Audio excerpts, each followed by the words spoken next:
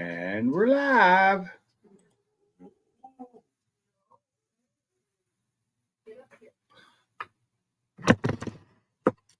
Let's see now.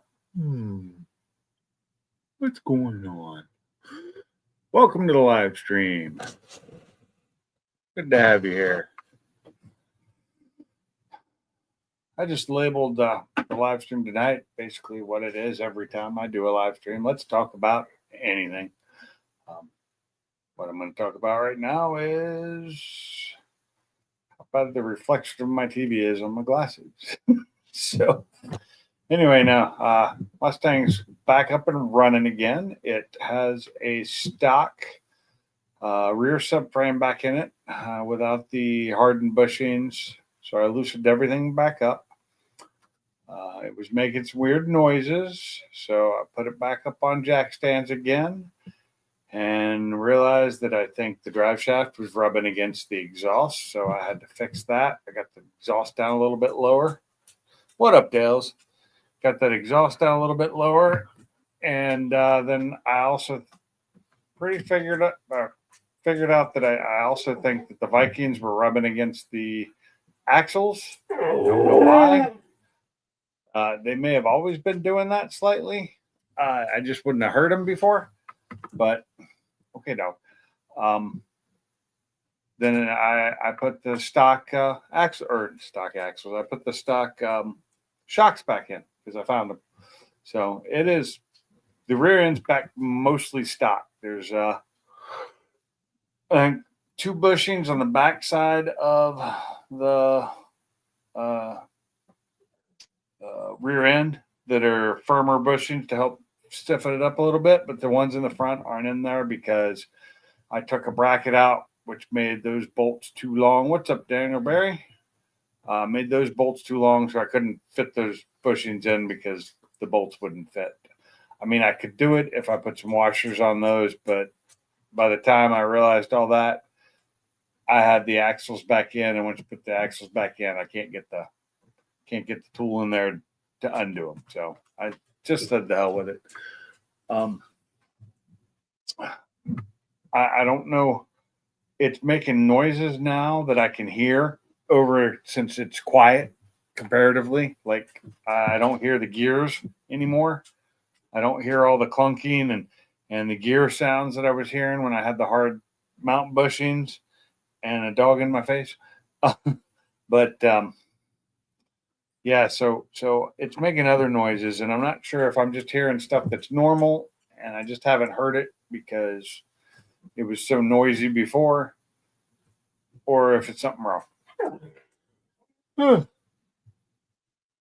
I think one of the things may be, I think the exhaust leaks a little bit where it couples together, where the back part of the exhaust couples to the long tube headers because, it's the ball end and the socket basically. There's no seal there other than, there's nothing to seal it. So I think that might leak a little bit. Maybe I'm just hearing exhaust sound, popping on the one side. What's up, Carmop?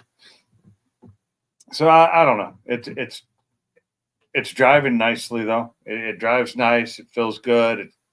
I enjoy driving it. It's filthy again because, I drive it and it rains. And I go through dirt on the way out of here because of the driveways by my house.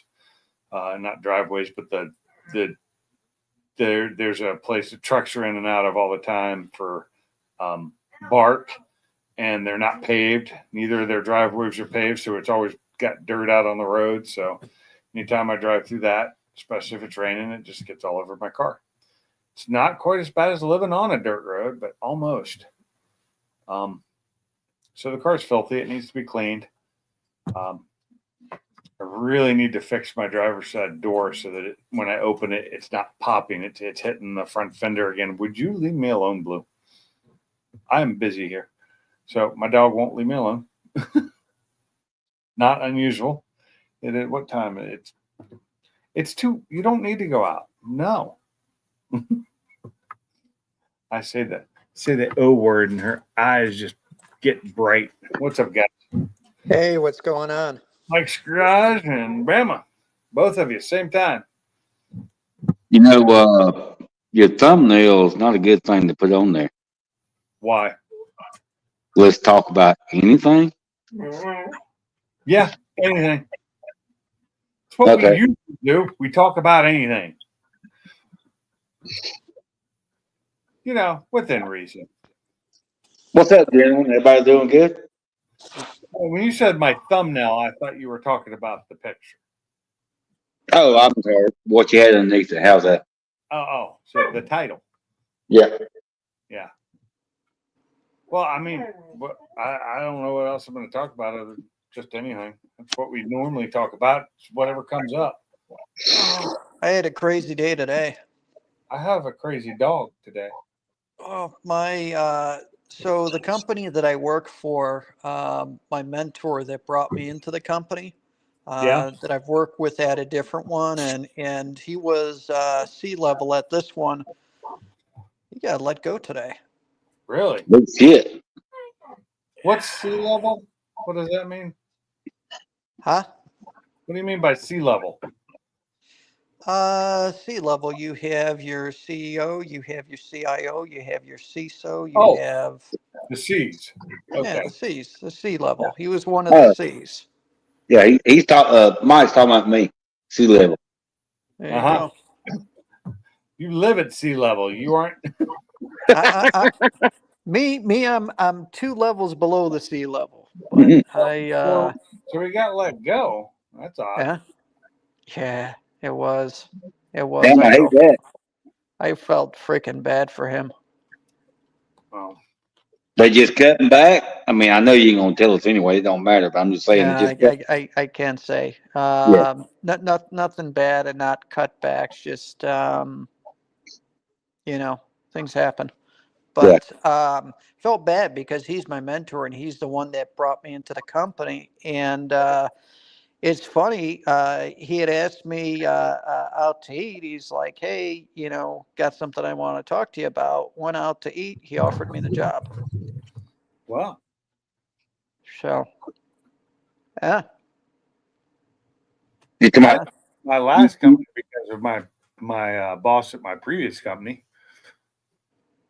Nice. Yeah. And I stayed there longer. He left that company way before I did. I don't. So, years. I'm sorry, Pink. So, Mike, you're saying the guy was just took you out to eat and offer you the job you got now, not his position.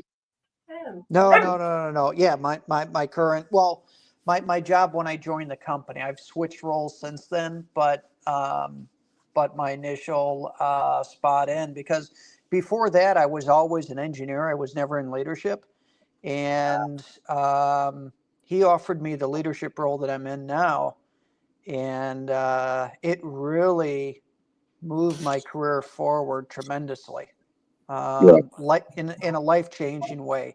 And if you go back, this same person, I'm not going to say his name, of course, but he was the boss that helped me get into cybersecurity. So I was in infrastructure, and he gave me my first security job underneath him doing cybersecurity. So he gave me my start. He gave me this job, and yeah, kind of bothered me. How long you been there? I've been here for 4.5 years or 4 years. He was here 4.5. So whenever that you have new leadership that comes into a company, they usually bring in their top people right away. And I was one of 3 that was brought in. Gotcha. So you haven't been there much longer than I've been at my company. I usually stay at companies 2 to 3 years. Typically, 4 years is actually kind of long for me, because when you bounce from company to company, depending on what you do, you can normally get a bump as you bounce. Yeah, that doesn't really work for my job. It doesn't work for most people in their jobs, but when it comes to technical stuff, if it's something that's in high demand, as you bounce, you can normally, Had I you know, been smart and, gone into what I went to school for, yeah, I probably could be doing that. I'd probably be making more money than I am now, but at the time I would have made so much less money, I wouldn't have been able to thrive. Hell, I'm surprised I ain't been bounced out 40 years ago. Oh, well, you didn't realize they fired you 30 years no, ago? no, they didn't Oh, fire him. So here's why they kept him. They felt sorry for him. They Oh, I said, agree. "Here's this old man. We can't let him go. Just let him finish out his years, I'm the sorry. No, twilight of he's his like life." Milton. He's No, like, I said bounced me out 40 years ago. I started at 23. Come on. he's Oh, like Milton. He's like, I haven't been paid in the last 2 weeks. so 40 years ago, you were wet behind the ear. Yeah, Got it. yeah. Mm. That's my stapler. No, they, no, when I first started, I was about, I don't know, 6 months in or whatever. One of the guys walked up. He was the floor manager or whatever. He said, I heard you was a mechanic. I said, well, yeah, some say that. He said, well, we're going to move you up. And then went from there. That's it. You're a mechanic. He's about as much of a mechanic as I am. I work on my own cars. Well, that's all was said. That's all you need. That's all it is. Yeah. Yeah. Yeah. And guess I, what? I was working on my own vehicle and I was getting to work. So there you go. yeah. Yeah. It's funny because I drove my car to work one day, and then the next day I did not drive my car to work. And then the day after that, I drove it again, but then I had to bring it straight home when I was done so I could fix the issues. Yeah. Yeah. Yeah. It was, That's right. Well, yeah, that's what you did. That's what you did in 1986 there, Pinks. You know that. that's what I did the other day. Yeah. No, I'm saying as far as us, not the kids today. They're not going to do that. So I'll use kid terminology, Pinks. How's Yeah. adulting going? Yeah. I Yeah. don't adult very well, just so we know. I'm not a good adulter. Can we go back to high school again? Oh my God, I wish I could. Oh, hell no. Oh, I shit, don't I want to would go have back to gone more high school. tail in high school if I would have known better. Yeah. I'd probably go back to the high school and slap a couple people and then leave. Oh, I would have tapped everything that moved. Well, I've already done that, so I ain't got to do that. Well, see, the thing is, in high school, I was like super shy and couldn't talk to the ladies or none of that good kind of stuff. And I had like zero. Well, Had yeah, like but you got how old are you? your knowledge from today. My scrubs, how old are you? 50? I'm Oh, almost yeah, 50. but yeah, but see, you got see in the mid 70s, late 70s. Oh, you just talk shit and you keep moving on. Then finally, next thing you know, it was a summer of love. Shit, in the 70s, all you needed was a little bit of Spanish fly, according to Bill Cosby. Ooh, which Mm. map did you try out there, Carmine? And how was it? He drove the GTR to work the other day on Bring Your Kid to Work Day. Nice. Last time I was at a company that did Bring Your Kid to Work Day was Starbucks, and I took my daughter. Starbucks. And so it was great. I don't think I've ever worked for a company that had Bring Your Kid to Work Day. It was Starbucks more did of. it. It was awesome at the corporate headquarters when I worked IT there. I got about 5 years ago after being there for 2 years, but it was no one's fault. Just life happened for me. Yeah. Dale's adventure. And who we got coming in here? It's the quiet guy. What up, Salty? Hey, Salty. I Matt don't know how Stroger. I would bring to some of my jobs that I've had, and I'm not talking about my current one, but some of them, like corporate jobs, you would bring your kid in. Okay, this person's an asshole. This one's a Yeah. brown noser. See that note, the brown on their nose? They're up the manager's ass all day. Here's this person. It was pretty nice. I will say that with most of the people I worked with at Starbucks, they were all pretty chill. It was just the IT crowd, IT and telecom.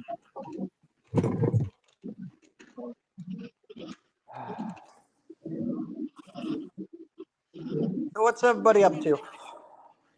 You see it. I'm doing no car work today. I cut the grass. I cut the grass in the yard, and it's supposed to rain tomorrow. So I got 24 more solar panels in. These were used ones, and I moved them to behind my shop.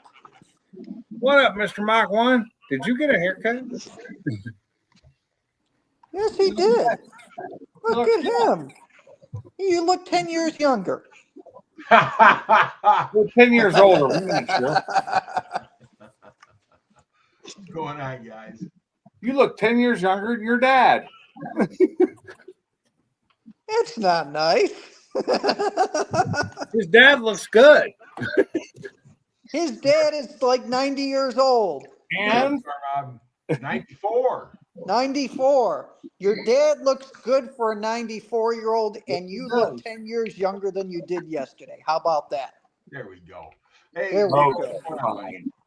I was trying to be a smart ass, but no, Mike wants to ruin it, yelling nice. hey, he was being nice, not you, Binks.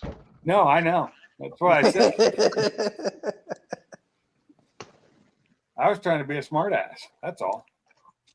Well, I guess it's better off being a smart ass than a dumb ass, though. That's what I tried to tell my mom once, and that did not work out well. She backhand you?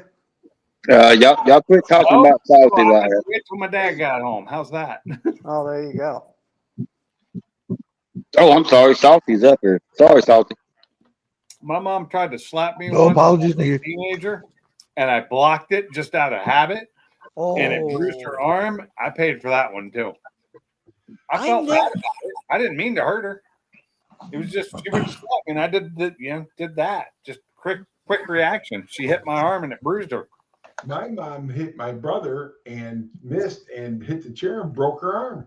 Oh, shit. shit. I never raised a hand to my mom or any woman.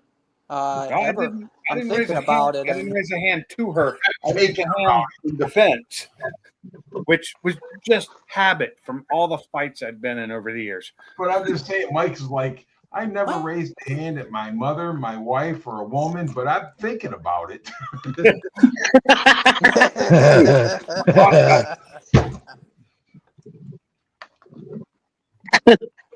Well, I have to say that I always said if a woman walks up and hits me as hard as a man does, I'm knocking her ass out. But that has never happened.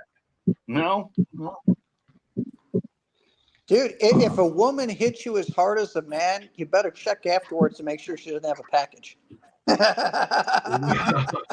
I've seen some women on the wrestling shows and stuff that were women, but I would not mess with them.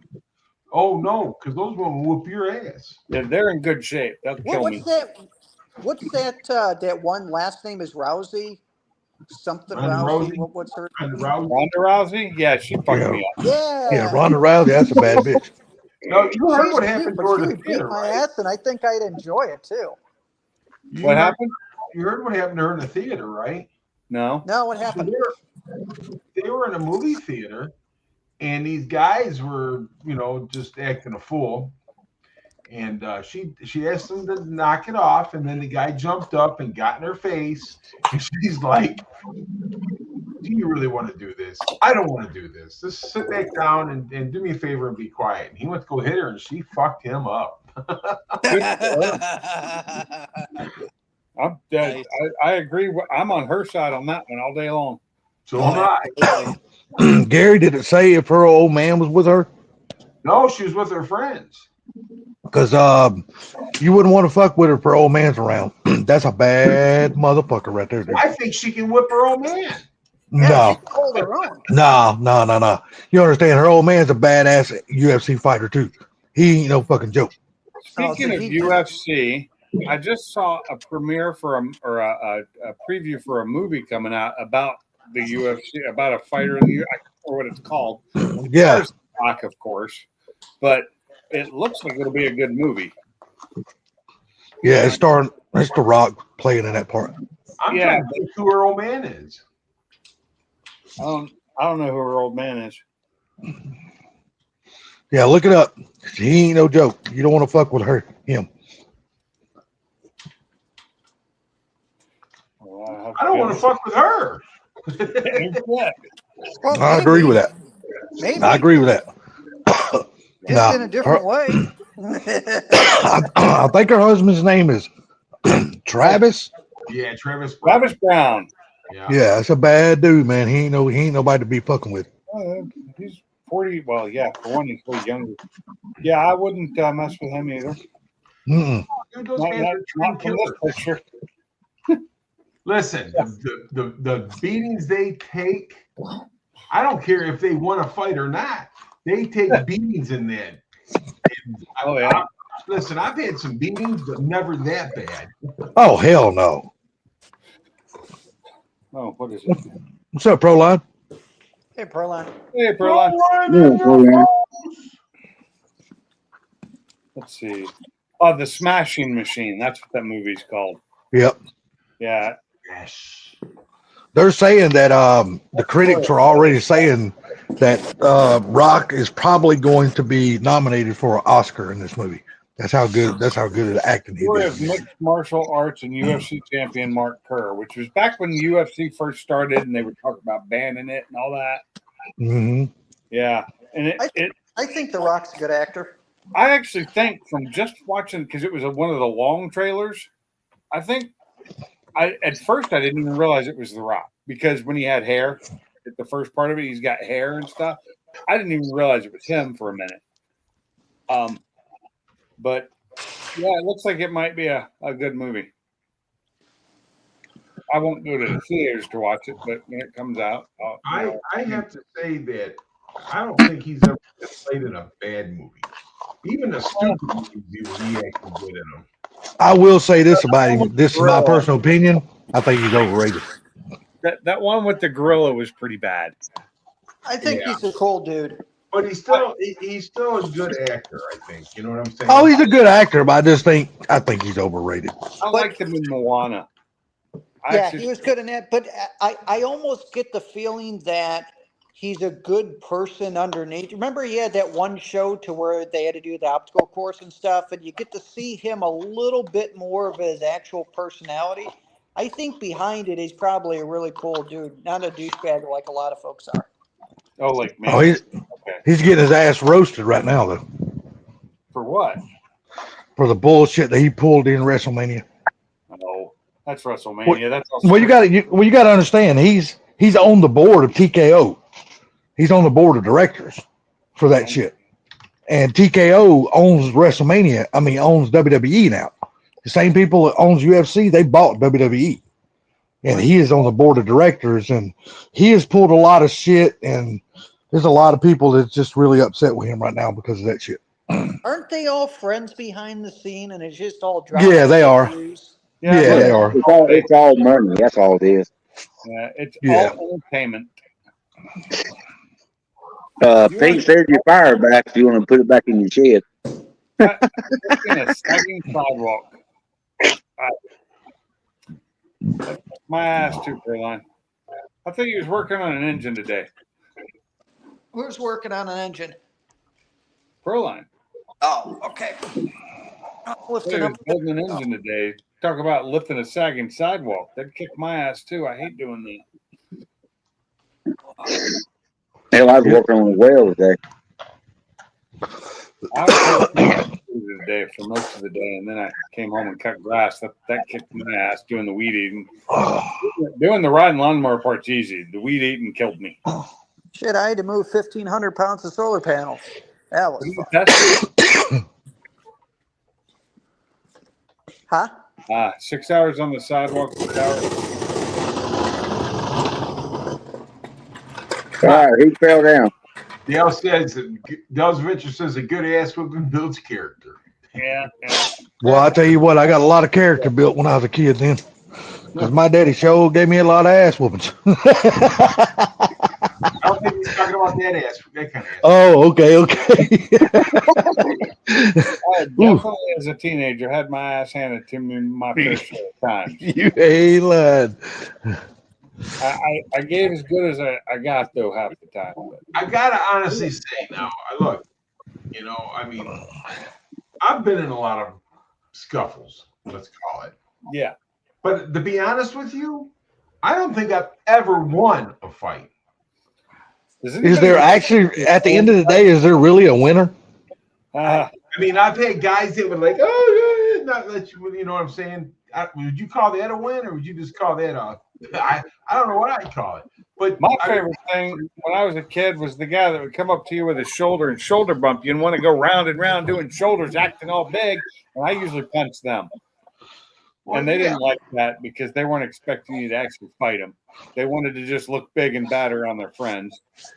But I mean, I've lost shirts and Oh, everything else. What did I really win? I didn't get no bonus prize. That's for sure.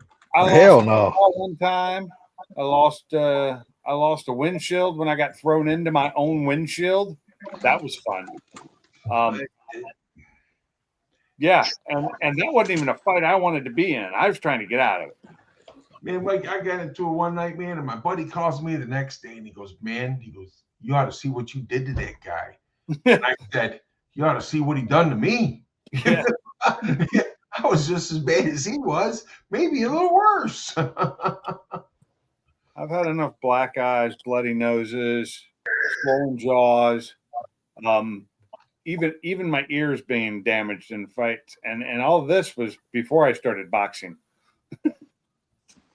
You know, it ain't no joke, and I try and avoid it as much as possible. The last time I got in a fight wasn't even supposed to be a fight. I was trying to stop someone from doing something, and they decided to beat my ass.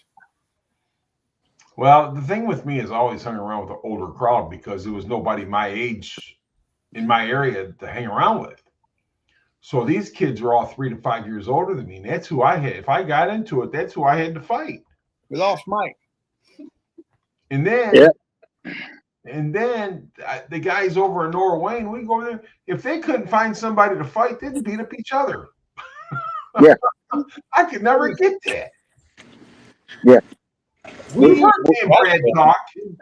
We wouldn't. Me and my friends would wrestle around with each other, but we wouldn't fight. I mean, every now and then the wrestling might come to blows, but only for a second. But All right. So Bama wants to know what kind of wrestling were you doing? I didn't say shit, Mike. most of the time it was, Was it WWE wrestling style or on the was it trampoline. wrestling? I'm taking it that Mike's garage might have oiled up a little bit and did some So did they say you had a pretty mouth? That's No. leave it No, there. wrong kind. Wrong kind. No. No, but I've had a lot of them say you got a fat lip afterwards. Kids on a trampoline and having fun, doing the WWE moves, the DDTs and without really hurting each other because you're on a trampoline until the one person falls off the trampoline or Oh lands, my God. because we didn't have the covers on the springs back then or the surrounds around them. You didn't Yeah. have the safety gear. Just I'll make it quick. One of my buddies in high school, he fell off the trampoline, broke both his arms. He had a Honda motorcycle, and you could see him coming down the road for 4 miles away. Think about your elbows being stuck completely out and riding that damn motorcycle. So in other words, you're saying he had a chicken wing? Yeah, both arms. And one of the funniest things ever was we were sitting. He was out of his cast, and his parents was gone for the weekend, and we spent the night at his house. His sister come home. She was older than us. We was high as hell, sitting on the swing about 4. I mean, we was smoking. You won't believe how much we smoked. She come home, and he was talking shit to her, and he kept on and kept on because he thought he was bad as hell talking shit to her. She said, "Well, at least my mama didn't have to wipe my ass for 6 months as a teenager." Oh my God! Wow. Because he couldn't even touch his ass. He couldn't do shit but ride that damn motorcycle and go to school. Wow. That's wow, all right. It was funny. Well, a buddy of mine had a broken leg, and he had a little Kawasaki 100. And I swear to God, we fit 5 of us on that thing Shit. and rode it to his house. Damn. That reminds me of the scooter rides in China we watched with like 4 to 5 guys on one little scooter in China. Yep. They do the same thing in Dominican Republic. I'm sure. So I've been at the hall all week this week because president's out of town, so they keep me there when he's not there. And so a couple guys come to the house and knocked on the door, and they're interested in my 50, really interested in my 55. Uh-oh. My wife said, well, he won't be back home until after 3 o'clock, so you have to come back. Does he want to sell it? No, you have to talk to him. So anyhow, I come home, I'm out in the garage, tooling around with Fairmont. They come over, and only one guy comes up, and he's like, we're really interested in your 55 you got sitting in the backyard. And I said, oh yeah? And I said, so apparently nobody told you about it, you just seen it back there. He goes, yeah, because we was on our way to National Parts Depot to get some parts. And because they would come up Pennsylvania and come up my road. So anyhow, we got to talking and stuff like that. And they go, well, what do you want for it? I says, you know what? I don't want to sell it. But if you guys give me a stupid price, I'll sell it. And the guy says, well, what's a stupid price? I said, you're going to have to come up with that. So we're going to go check their banks and their wallets and be back, I said, I guess. I really don't want to sell it. But if they offer me something really stupid, I have to. Yeah. Exactly. So, MPD must be close to you then. Huh? Is MPD close to you or something? Yes, it is. Oh, I've ordered parts from there a few times in the past. It's 20 miles from me at least at the moment. That I wish I had a place like that. I'm sorry, let's say 20 minutes. Yeah. That's not bad. It's Hey, like, Salty with Summit right around the corner, I don't have that here. We have O'Reilly's and AutoZone. That's it. And maybe what's that other auto parts store starts with an A? Advanced. And maybe a Napa. We have a Napa, but Napa here closes at like 5, so I can't get to Napa.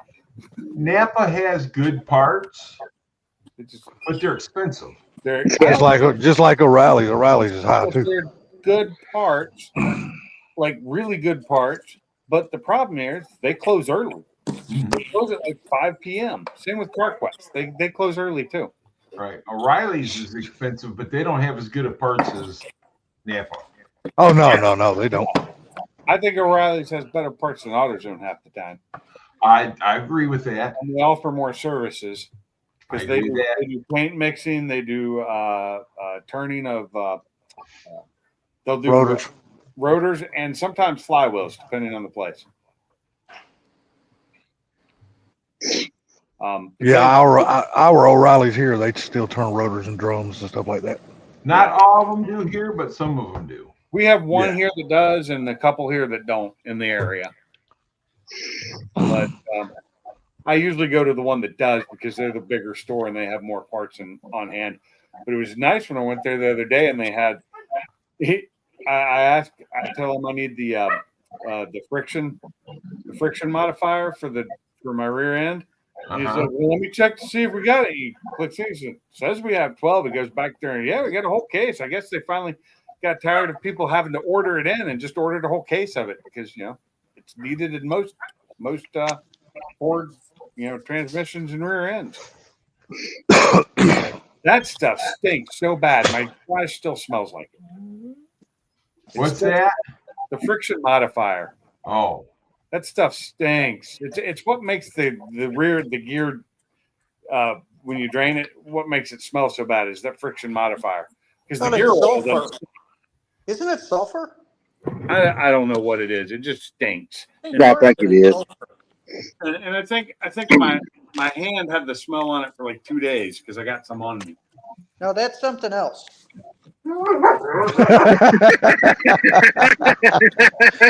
Sorry, you opened yourself up to that one. I tell you what, Mike is turning into a tiger. I have to agree with that. He's damn sure come out of his shell, that's for sure. He's come out of his shell for sure, man. Yeah.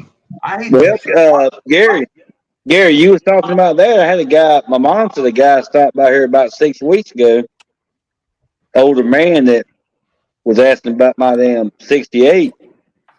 And she told him that, no, he probably wouldn't sell it, but he said he would come back. I ain't seen him, but if he gives me a stupid offer, don't think I won't take it. It's kind of like Oh, it's you just have to. It's one of those things you just have to. I'll give you a stupid offer for it, Bam. I'll give you $5. That's pretty stupid, isn't it? but I was already offered good money for it and turned it down. But Yeah. if they- What, the 55 already? Huh? You talking about the 55? I've already been offered good money for that and turned it down. That's why I You said just- I gotta find they gotta give me a real stupid offer, 10 grand or more. at least.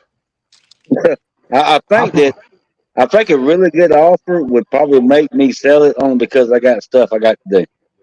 Yeah. If it wasn't for that, I would probably just keep saying no. But I don't know if he gives me a really good offer because it runs and drives, so that's a different story. Well, I mean, but the thing about it is, though, Bam, I'm kind of like in the same boat because I mean, if I do build a garage, that money would come in handy, right? That's right. That's right. But I'm like this. If I was Gary, 10 grand wouldn't buy that. I wouldn't sell that car for 10 grand. Hey, Bama. What do you got into Just it? because you can't go buy another one in that good a shape for 10 grand. Yeah. I And got these people know that shit. You're I probably got right. really lucky with that car. How much you got into it, Gary? How much? Probably I got don't. for the car? Yeah. I don't know how much you want to pay me for it. No, I said, how much do you have into it? I'm not looking to buy it. I'm just wondering. He probably don't want to put that number out on the internet. I don't blame him. I mean, seriously, I wouldn't have bought it unless it was a good deal, right? Yeah. All right. I can tell you mine. Well, speak. Okay. I had a 92 Jeep. The guy wanted that Jeep so bad. He took the Jeep and gave me $1,000 in the truck. Oh, in your And 68. I probably myself, my money myself, putting in the truck, I probably got, I don't know, 900, maybe $1,000 in. Oh, So this is the thing, Mike. It's never how much you got in a vehicle; it's how much you want for a vehicle. Exactly. No, I totally get it. I'm just wondering if you cut it loose at 10, are you in the green a decent amount, or did you need more than that? Oh no, I would definitely be in the green. All right.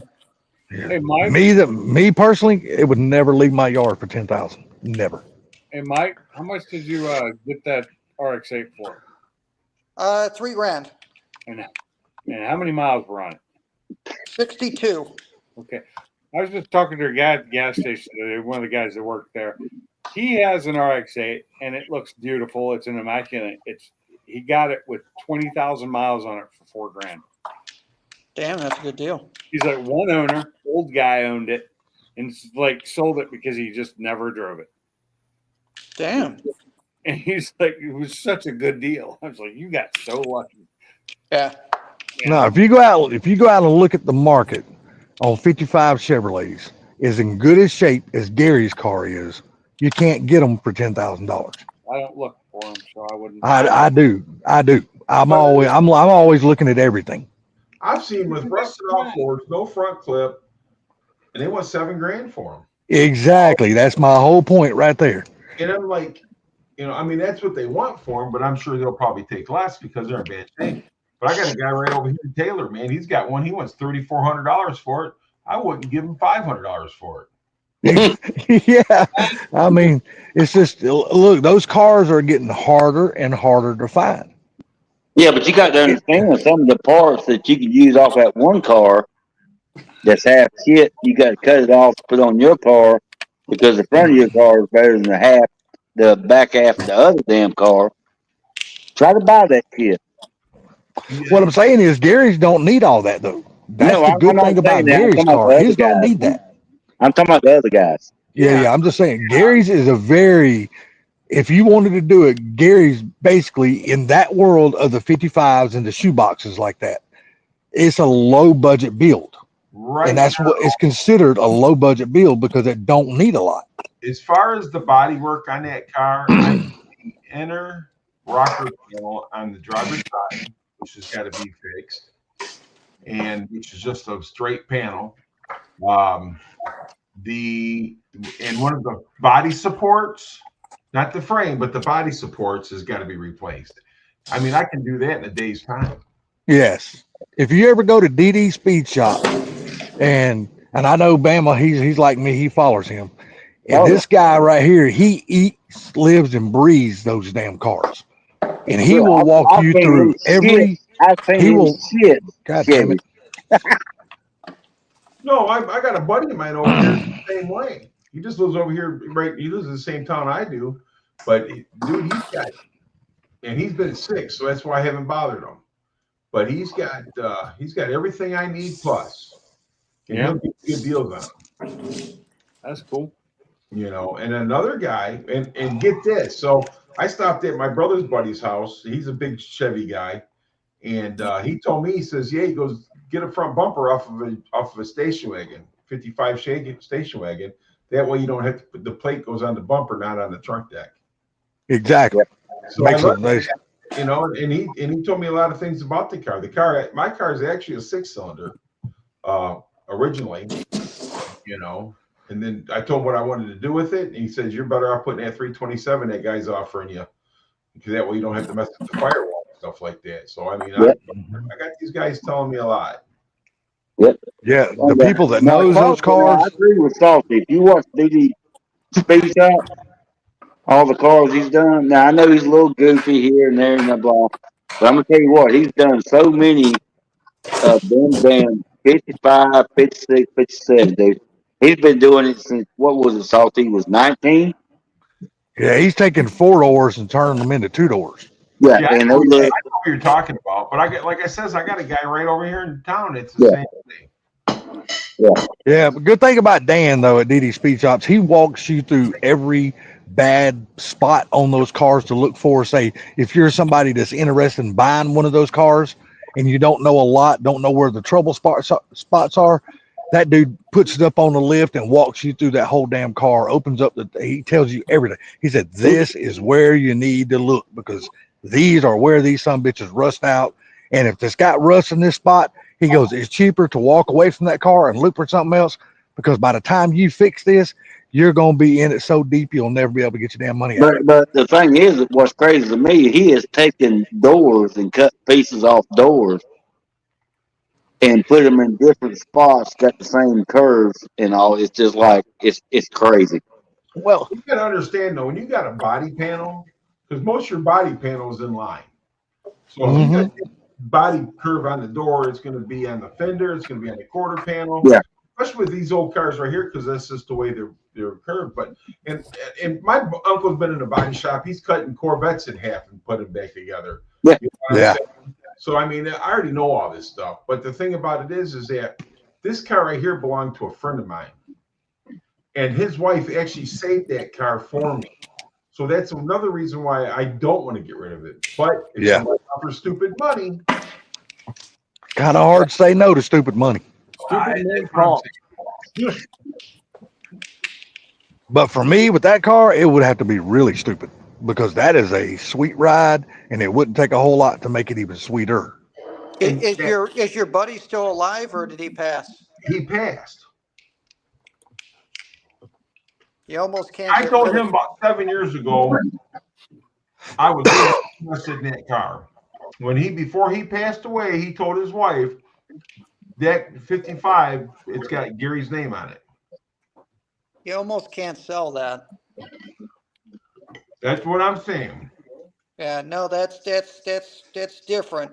I mean, you hear about stories to where you're at a car show and it's a guy showing off a car and he's like, yeah, this is my buddy's that passed and I restored it. You know, and that's the same thing going on with that guy, Alter Stings, who bought that deck Fox body up there in Canada. It was a good buddy of his, and he was the first one that got offered that car because his buddy passed. I got a quick question. Has anybody heard from Mark up in, No, hadn't heard of Long Pete. time ago, man. Haven't heard a peep. What are you doing? Hopefully one day we'll just all be in here and he'll just pop on out of the blue somewhere. Yeah. Hopefully. Who do you ask for? What's that? Mark 91 Mustang. No, yeah. LX. Is he up there? No, I was just wondering if anybody's heard from him lately. Oh no, I haven't heard him. Oh shit, it's been a long time. Ford Blue and myself has been trying to get a hold of him forever, and he's just not getting back with us. His telephone still works and everything else, so I don't know. I think the last time he got with me was just when I moved back home, I think. Yeah. And that was almost a year ago right now. Yeah, Yeah. it's been a while. I just wondering. Hadn't heard from him in a while. I wonder if he's okay. How life's doing. Well, Well, I hope he's doing well. Ford Blue and I used to talk to him every single day. Yeah. That's why I was wondering if anybody like you had heard from him, because I know you used to talk to him a lot. Well, Hey. he's having problems, so he bought those wheels for me. Those wheels Yeah. and tires, and I knew he was having some issues, so I sent him the money back. Oh, okay. So you still got the wheels then? No, I ended up selling them. Oh, did you? But Yeah. and then, well, yeah, I ain't got that much kind of room to keep that stuff hanging around. Yeah. Then I had those valve covers. I did get those sent out to him, but I messaged him, and he read the message, but he never answered me. So Gary, you still considering building that shop in your backyard? We'll see. Always As soon consider. as he sells the 55, he's gonna build the shop. But he Well, wants maybe to you need to go- shop so he can build the 55. I'm gonna have to do something with all these damn cars. Yeah. Well, I'd offer to keep one for you, but I ain't got no room either. I'm already full. Well, if something ever happens to my dad, that house goes to my brother, and I know exactly what he's gonna do. So I'm gonna have to do something before something happens to my dad. Oh, because You you won't have close to- storage. Are you Right. close to your brother or no? Yeah, we're good, but he's gonna sell that house. Ah, okay, got it. Mm. He ain't moving back to Michigan. I'll tell you that. Ah, okay. And you keep 2 cars over there, right? Yep. So that's a lot of storage space. Well, 2 cars and a 4-wheeler. Yeah. That's 4 He's been away from that damn Michigan climate too long. He ain't got no desire to go back to it. No, he don't. I don't either. And I never lived there, but I've been there a bunch. Doggy, what are you sucking on? In parts I ain't of the sucking year. on nothing. I just took Enough, swallowed my. doggy. No, Gary's over there eating. Oh, I figured with the noise it was probably you. No, Oh, Gary's eating. My wife makes meatballs, and she brought me a couple in. Is that what that was? I was Yep. wondering. They look. No, the only reason I said it sounded like Salty was sucking on potato chips. No, I was eating a bowl of ice cream when I first joined the live, but Got no ice that's cream. been gone. No, I actually broke down and bought some Publix brand the other day just to give it a try, and actually it turned out to be pretty damn good. I was surprised about it. I think it's Bluebell that I bought the other day, but it's been over a week ago. But it was I just bought the little pint, and I took 2 days to eat it, which is unusual for me. Usually I eat all that in one sitting. Yeah, Well, that's why I hey, don't buy it. everybody here that wears hats like a ball cap, if you're into ball caps, Dollar General's got a really good sale on Ford hats right now. So many damn hats I don't wear. Who does? Dollar General. I just went and bought one today. Oh yeah. Yeah, they're only $10. That ain't bad. It's not bad, but I got too many hats as it is. I have all these hats, and I wear like 2 of them.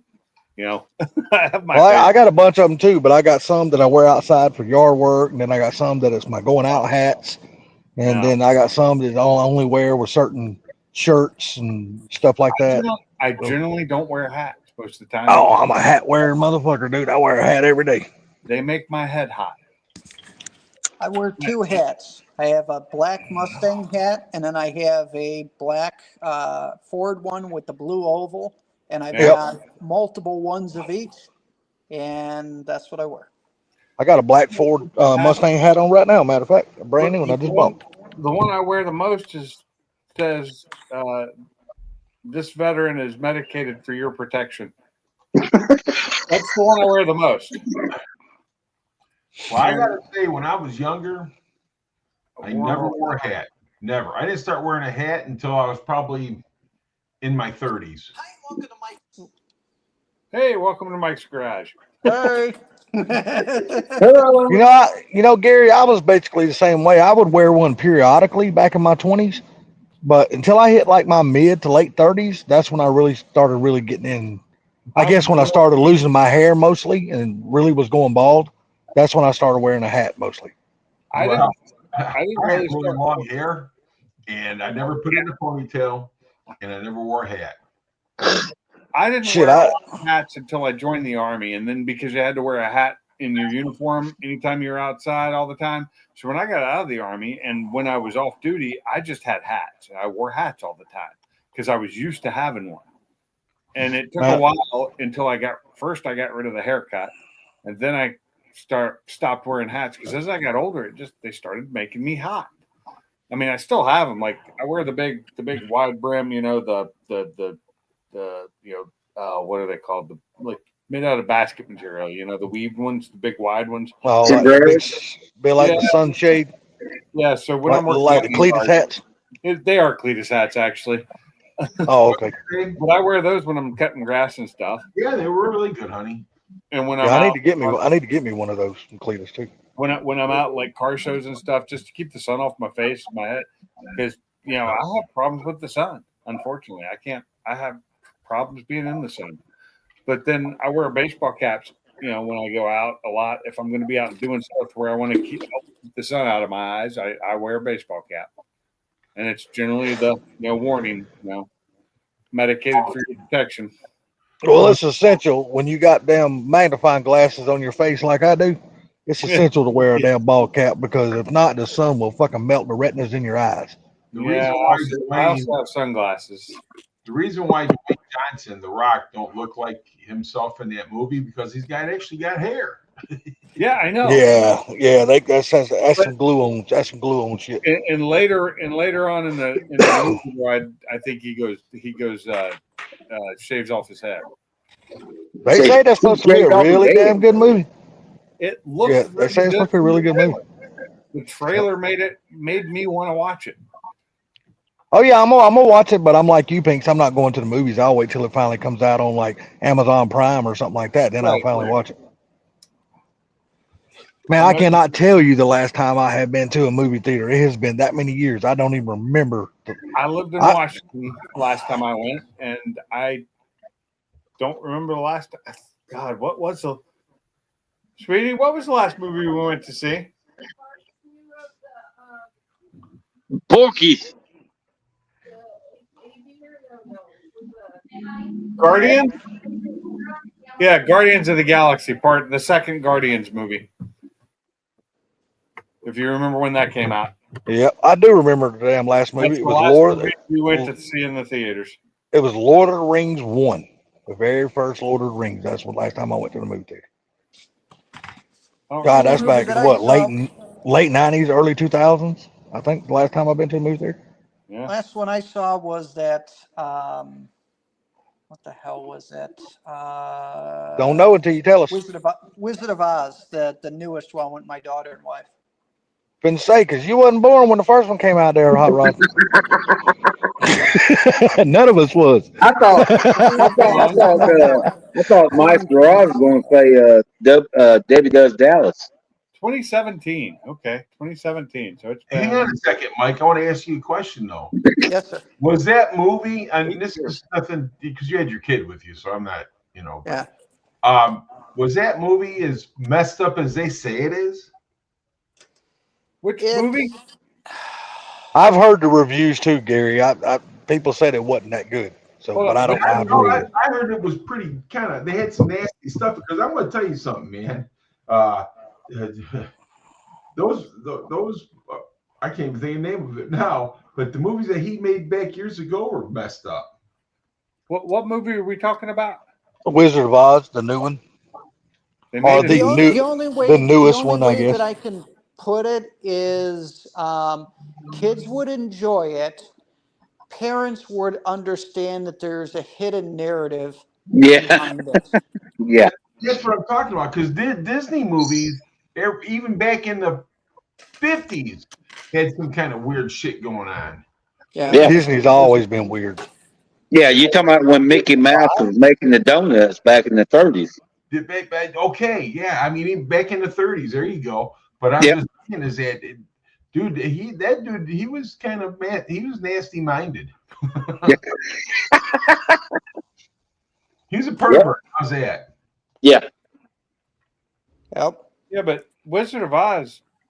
Are you talking Wicked? Yes. Yeah, Wicked. Oh, that's not Wizard of Oz. That's Wicked. Completely different movie. It's on the Wizard of Oz. Come on. Okay, I've seen Wicked twice in theaters. It was not the movie. I've seen the movie one, the first part, which is the movie. I've seen that at home, but yeah, I've seen Wicked actually, the actual musical in the theater. Okay. Yeah, but see, you know what I'm talking about. It's got hidden overtones on it. Oh, of It course does. it does. Yeah. But that's not Disney at all. But Mike, now getting back to what Gary was asking you, is there any parts of that movie after you've seen it that you wish your little girl would not have seen? No. because she probably don't understand it. Well, I'm Right. asking Mike because he took his little girl. I ain't I'm asking just saying, Pete. if it were my little girl, I took her to see the play back when she was a little girl. So Yeah, but the play in the movie is different. not much. Yes. Not much. It really isn't. Okay, I'm going to tell you. Look at the reviews on some of this stuff. You'll see what I'm Okay. talking. You don't see the special effects in the play, No, so you you'll don't. see that shit in the movies. Okay, they are very similar, but they did change some things, yes. But it's very similar. Yeah, but still, Mike, is there any part of that movie after you and your wife and your daughter watched it that you wish your daughter would not have seen, or you could have done without her seeing? Probably the racism part. Okay, Yeah. there you go. Yep. Now they're good for that too. Yep. And that's why I was want to ask you, because I have not seen any of the later Disney movies, because I just really I feel like I've kind of outgrown Disney movies, so I don't watch that shit. So it's interesting to hear from somebody like you, who is a parent of a young little girl who would take their child to see a Disney movie. So that's the reason why I was asking. And I was just trying to expand on what Gary was asking you. So Well, I mean, so we took her to see that, but we didn't take her to see Buzz Lightyear, the newest one. okay, now is there something that you seen in the trailer that you or read about that you wouldn't wanted her to see in that one? I don't remember what it was, but there was something that all the parents were talking about, and we're like, no, we're not gonna bring her Okay. to that. All right, gotcha then. Gotcha. But What it's about the been a couple Barbie years. movie? Oh, was it the Barbie? Yeah, well, I think there was a Barbie movie too that we didn't bring her to. Yeah, because I didn't they wouldn't- say it was a lot to do with Ken and Barbie had a lot of sexual scenes? Not not what we as adults would think was sexual, but things that kids shouldn't be seeing at a young age. Yeah. Because I heard some things about the Ken and Barbie, like little parts in the movie that it wasn't like child friendly. Oh, it definitely wasn't. Yeah, just from what I read, that's why I was like, damn. And Disney puts this movie out and expects parents to take their children to watch this shit. Well, I don't know if I don't know if Disney put it out, but I know that Barbie movie was. No, if I had kids today, oh, there ain't no way. Oh, and Wicked wasn't Disney, just so you know. Wicked was Universal, Yeah. not Disney. Universal don't Disney own all that shit? I don't know. No, At the end of the day, don't Disney own it all? no, they don't. No, they don't. But I I- always thought they were the same company. But I Disney. still heard that there was some hidden features in Wicked that, you know. But Disney was horrible for that shit. Oh, Disney's really bad for all that shit. Now, yes, there is racism in that, and it pays off in the second half. It does. There's racism in the play or in the musical too, on the stage play, and it's meant to be there. It comes Mike, at the end of the movie or at the end of the play, and it's a lesson thing. yeah, but some things don't need lessons in them like that. See, that's the reason why. Okay, That's the but reason see, why racism that's the can't way die That's the way because it was people don't written. let it.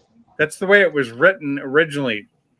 Got it. And- Now I and it- remember why we didn't bring it to Buzz Lightyear. I'm looking it up right now because it had same-sex kissing in it. Oh yeah. Hell no, I wouldn't want my child seeing that That shit. that, remember that that. was it. Yeah, I'm looking it up right now. It was lesbian relationship that Oh, right. sparked some And that was controversy. got it banned in a bunch of countries too. Yep. And I don't even remember it. It's so it wasn't that good of a movie. I know I watched it. I watched it here. I don't have kids here, so Well, the thing about Oh, it I is, I guess the words and stuff I'm looking for is like subliminal messages that they have in some of these. Yeah. Right. Yeah. I talked to my buddies that are on the left and on the right, and all of them agree. Let kids be kids. oh yeah. They don't need bad influences like that. They Yeah. need to grow up with an open mind and let them choose their own path. They don't need no help getting there. Yep. That's the way I look at it. And that's why I don't agree with two women getting married and adopting boys. I don't agree with that shit. I don't agree with them adopting any kids. Well, I agree with that too, 100%. But for definitely them adopting boys, I don't agree with that at all. Because there's only one way that boy's going to be taught his whole life: be gay. He's not going to be taught to be heterosexual. What happened to this dude, man? He got the guy in Gold Rush, that young kid, Parker, whatever his name is, got sentenced to life in prison. Gold Rush. Really? No shit. The one that he was a young guy and he had a crew and he Yeah. looked like Yeah. brown hair guy, looked like he was in his mid-20s. What they say? What they say he done, Gary? The one who took over his grandfather's property on? No, I'm asking Gary. What they say he done to get life in prison? I'm reading right now. Holy shit! I don't watch the show. Never watched it, so I have no idea who you're talking about. I haven't watched. I've watched bits and pieces of the shows over the years. I've never really sat down and watched an entire episode, but I know exactly what Gary talking about. But I'm guessing this is I like never watch. fake news. Oh, here's hell. what it was. Convicted of environmental crimes related to his mining operation. Is that what it was? Jesus. Environmental crimes. It's a Does it DPA guy. show a picture of tall and skinny? Yeah. Yeah, it's Yeah, that little young kid.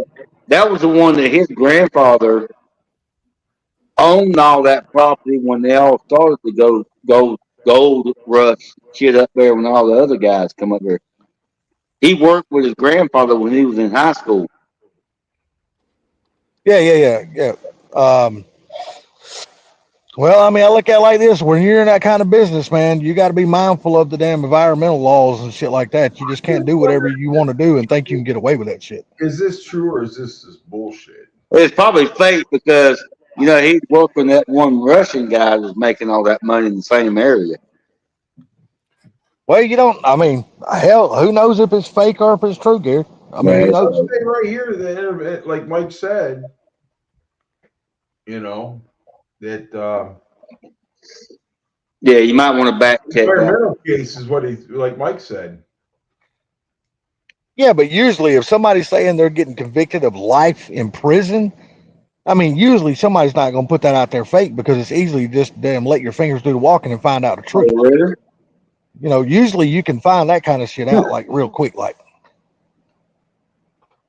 I don't see that happening. I mean, only thing I see on Google what Mike just read, but most of it's on YouTube. That's what makes me wonder if it's fake or not. Yeah. Yeah, you I never think know. what you can do, if without knowing his name, I can't remember his damn name. He just said his name a while ago. What do you say? Barker or Parker. Yeah, yeah, yeah, Parker and Snable. yeah, and put that on YouTube and see if he's put a video out lately. Because Yeah, he was on Discovery for years. that old man Tony on there, you can't understand what he says. He's a Yeah, yeah. Well, you know, damn Discovery done away with all their damn car channels and shit like that. Oh yeah. Yeah, they done went to hell. Yeah. They done closed all their shows down and shit like that. I don't Yeah, know. I used to watch that damn channel all the time. I'll still tell you the best channel ever for shit like that was always Speed Channel. My God, that was the best channel ever for that shit. I mean, because that shit was 24 hours a day, nothing but fucking car shows, racing of any kind you could think of. It was there. I love that channel. I watch it all the time. I don't see anything about it other than on that one Top Rewind channel on YouTube. Nothing else to say anything about it. But yeah, I like I said, I just read what Mike read. It was on Google. Yeah. You know what I think about Google. They lie. So more than likely. So Pinks, how's your car coming along? It's fine. I mean, did you get the rear end or whatever, all that shit you were working on? Did you get it all Yeah, it was changed out? And pending, stuff? yeah. I got it done, and then I drove it to work the next day, and it was making some weird noises. So I brought it home, and I lifted it back up and realized that the drive shaft was rubbing against the exhaust now because of the angle had changed slightly. So I fixed that, and then I also swapped out my shocks back to the stock shocks because I was afraid the Vikings were rubbing against my piston or my axles. And it's still making weird noises, but I think the weird noises are fine. And I think one of them is exhaust leaking on the passenger side where the connection to from the long tubes to the rear is, because there's no seal there. You know, it's just the basically the it's like a ball, you know, where you get the rounded part. And there's no seal there, so I think that's leaking a little bit. But just like so in other words, there's like no donut gasket or nothing like that there. yeah, there's no gasket. Thank you. Yeah, I got you. Brain nut think well. You know, it's one of those where it's just pushed together with two bolts on the side, and it's just basically a ball and a joint. You know. Yeah, so the header's got the ball on it, right? Yeah, the header's got the ball. Yeah. And I just don't think it's fully sealed there. Which I could fix that. I could put some of that exhaust dope in there, but I'm not going to. When you said the drive shaft was rubbed against the exhaust, you mean the pinion angle changed to cause that? Yeah, at the back. Because okay, I got you. When I swap to the stock subframe, it actually goes up tighter to the body. I got you. And the exhaust is hooked to it as well, but it just changed the angle a little bit, and it was just barely rubbing on one side, just one side. And when I looked, the one side of the exhaust was sitting higher than the other side too. And all I did was change where it hooks to the rear subframe. It's got two holes in the brackets I have. So I pulled it to the upper bracket, which lowered the exhaust in that, and then used a pry bar to pry it down some. And yeah, it's I find that kind of funny though, because usually when you talk about balls and joints, Sublime shows up. I know. Yeah. Well, just out of curiosity, when you changed that one exhaust thing, it was low. Do you think that could have caused the ball on the header to not seal properly? No, because anymore to the exhaust at all. Okay, I'm just curious if it changed the pipe angle. So, what's that? You guys missed the part as well that his drive shaft was rubbing up against the exhaust. Yeah. No, I just asked him about that. And I believe the axles were rubbing on the. Oh, come on now. But does it ride any better that you put the stock shocks back on the rear and took the Vikings off? Does it got more of a softer ride? Well, no, I've changed it. That actually changing the shocks didn't really change the ride at all because I changed the settings on the Vikings. I turned them way down. I turned it to like a 2 and a 4 for the compression and rebound, and it was Yeah. riding almost like stock. Oh, okay, okay. Yeah, these are the Warriors. They're the ones made that are good for regular to lightweight drag racing. They're not the super heavy duty. I can't Voyager, or I think that the next one up is the more heavy duty. What's up, Cooler? Good What's up, evening. What's up, Christopher? What's going on? Hey, Chris. What's going on, gents? Sitting here talking about your favorite movie, Snow White and the Seven Dwarfs. I'm only down to 3 right now. What you talking, Willis? Well, damn, you better treat them 3 right, or you're gonna be down to none. Hell, they already all blessed anyway.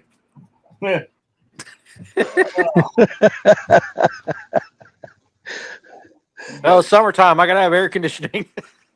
I hear that shit. Top again. I gotta get that fixed. It's so hot out there working. I know. I got to take my truck down to my cousin's and let him check the damn charge on mine. It was blowing cool air today, but I just don't think it was blowing as cool as it should. So I'm gonna take it down My there this Mustang's weekend. Let him blowing put the nice gauges cold on. air. So the Mustang air works. The truck air works okay.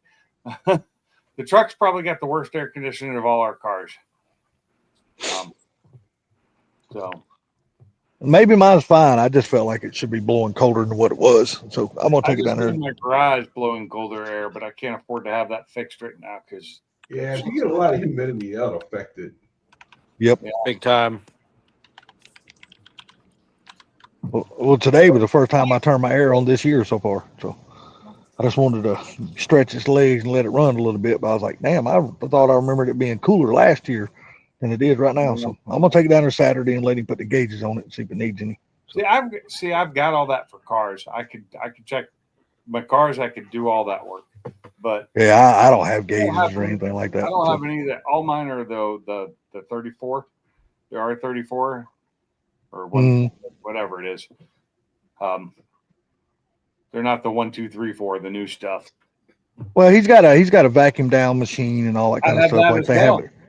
Well, I'm talking about like the big machine is what I don't have. I'm talking about the big ones, like at the dealerships and stuff. He's got a big one like that. That's got it's one machine that's got everything made into one. It's the vacuum down, the recirculation. $1,000. My vacuum will do all the stuff I need it to, except for the recovery. I don't. Yeah, he's got one of those that does all that shit. So I'm gonna take it down there and let's let him put it on there and see what's going on with it. So. Yeah, I would too. I mean, plus he has an alignment machine too. So I don't think my alignment's out. I think I actually either lost a weight on one of my right back tire, or either I got a damn belt trying to damn breaking my tire or something like that. I got a little bit of bumping around like 55 to 60 miles an hour. Once I'm past that, it's fine. The one thing I realized when I changed out the bushings in my old rear subframe to the aluminum bushings, I got rid of some parts, some Steeda parts I had. I thought I kept them, but apparently I did not because I could not find them. For the stock version, like the alignment bushings that I had, and some other things that go around it that fill in the holes that make it a little bit stiffer and align it easier. So the alignment of my rear end was a pain in the ass because Ford has these like 1-inch holes for these like small bolts that go through them. You know they make something very simple to fix that, right? Yeah, I just didn't want to buy it. As long as you can measure out, you can actually make them out of Delrin and drill them out. If I had the stuff to make them with, yeah, sure. For less money, I could buy the ones from you. The UPR ones are cheap. They're like $28 now. Yeah, that's the ones we always use at the shop. That with a lockout kit. I had the Steeda ones in mind before I switched to the aluminum bushings. The aluminum bushings, their hole is smaller. It's made to fit the bolt. Correct. Yeah. Which I don't know why Ford did that. I know they have those alignment pins in the back. But I don't have those alignment pins, so I had to do it with a pry bar. They do the holes large like that and they'll even tell you production tolerances. Yeah, production. Yeah, that thing's huge though. That's ridiculous. But It the can one be thing, out by- what is it? It can be out by almost half an inch. but the one thing is, you'd be surprised of. We dealt with that before, and what actually ended up happening, he actually, one of our customers did his own lowering springs to raise the car up, Yeah. and took it to the alignment shop. They couldn't get it aligned. One side the camber was perfect, the other side they couldn't get it out past -2. And I looked, I was like, dude, your rear end's off. And he's like, what do you mean? I was like, look, driver's side wheel's poking out, passenger side besides the camber is like sunk in. We literally loosened it up and put centering sleeves in there, and he took it back to the alignment shop, and they got it within 30 minutes. Yeah, I checked all my alignment out, and it looks good. I haven't had it, taken it to a shop to have it checked. It looks good, and eventually I'll probably buy those UPR bushings, replace them, because it's easy to do if you do them one at a time. Yep. But I actually got that up in there pretty easily. I was amazed how quickly, and I just used the holes the holes in the back they have for the alignment pins, and the Right. and those tabs. I just lined those up as best as I could by eye, and made sure it looks centered, and on the fronts you have those little metal plates that go in there that help. Yeah, the little wannabe K-member braces. Yeah. But I mean, I also have my Steeda braces on there for the stop the hop kit stuff, which for the drive shaft you have to have at least those or the BMR lockouts. You have to have one of them. Correct. It tells you that. I didn't know that when I bought the thing. But when I bought it, it got sent directly to the shop and was put in by y'all. Yeah. But it's so much like me redoing all this, all my gear noise, all the clanging and banging, it's all gone now. It doesn't make any of those noises. But I do hear the engagement of the gears, because they engage hard. Yeah. That's just due to the type clutch you have, right? Well, I'm talking gears. They're spherical cut gears. So when they engage. Oh, your transmission. Yeah, Oh, you yeah. mean The the first through transmission, fourth gear in that transmission is all like it. That's spherical helical cut. Or helical, yeah, helical cut. So they engage hard. You hear it's a thump. Before you even let the clutch out, and the clutch, it makes its own kind of noises because it's a twin disc clutch. It should be almost broke in. Soon I'll be able to head it. I mean, I've been going easy on it since I started driving it. There you go. That's what you got to do is restrain yourself. That's easy. I know you don't want it to, because you want to hit it, just have fun, but sometimes you gotta do what you got to do to break I do everything know in that properly. if this clutch ever goes out, I am switching back to an XCD 500. Just like I love that clutch. It was great with a slate, and I may, I'll get the flywheel that goes with it, the lighter weight flywheel, not the aluminum. Just the lighter weight one, not the super light. Yeah. Did you ever get your Whipple listed? No, I haven't pulled all the parts. I've got so many. I've taken pictures of so many things I need to put up for sale right now. I'm just lazy about doing that because I don't like having to deal with the people. Like today, I got the first. I'm interested in buying your Silverlight 24-foot trailer for the price. They just basically verbatim of the ad.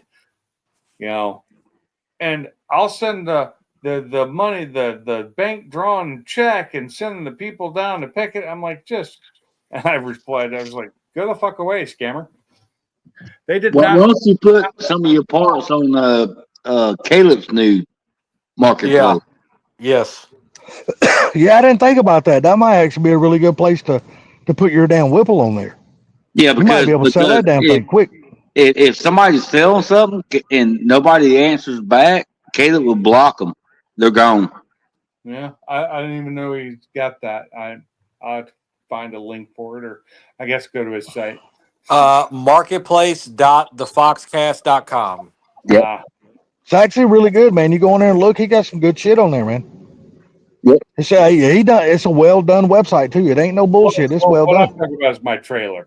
Well, I know about the trailer, but I'm talking about some of your parts and all, because he said he ain't going to take no shit. He's going to block them.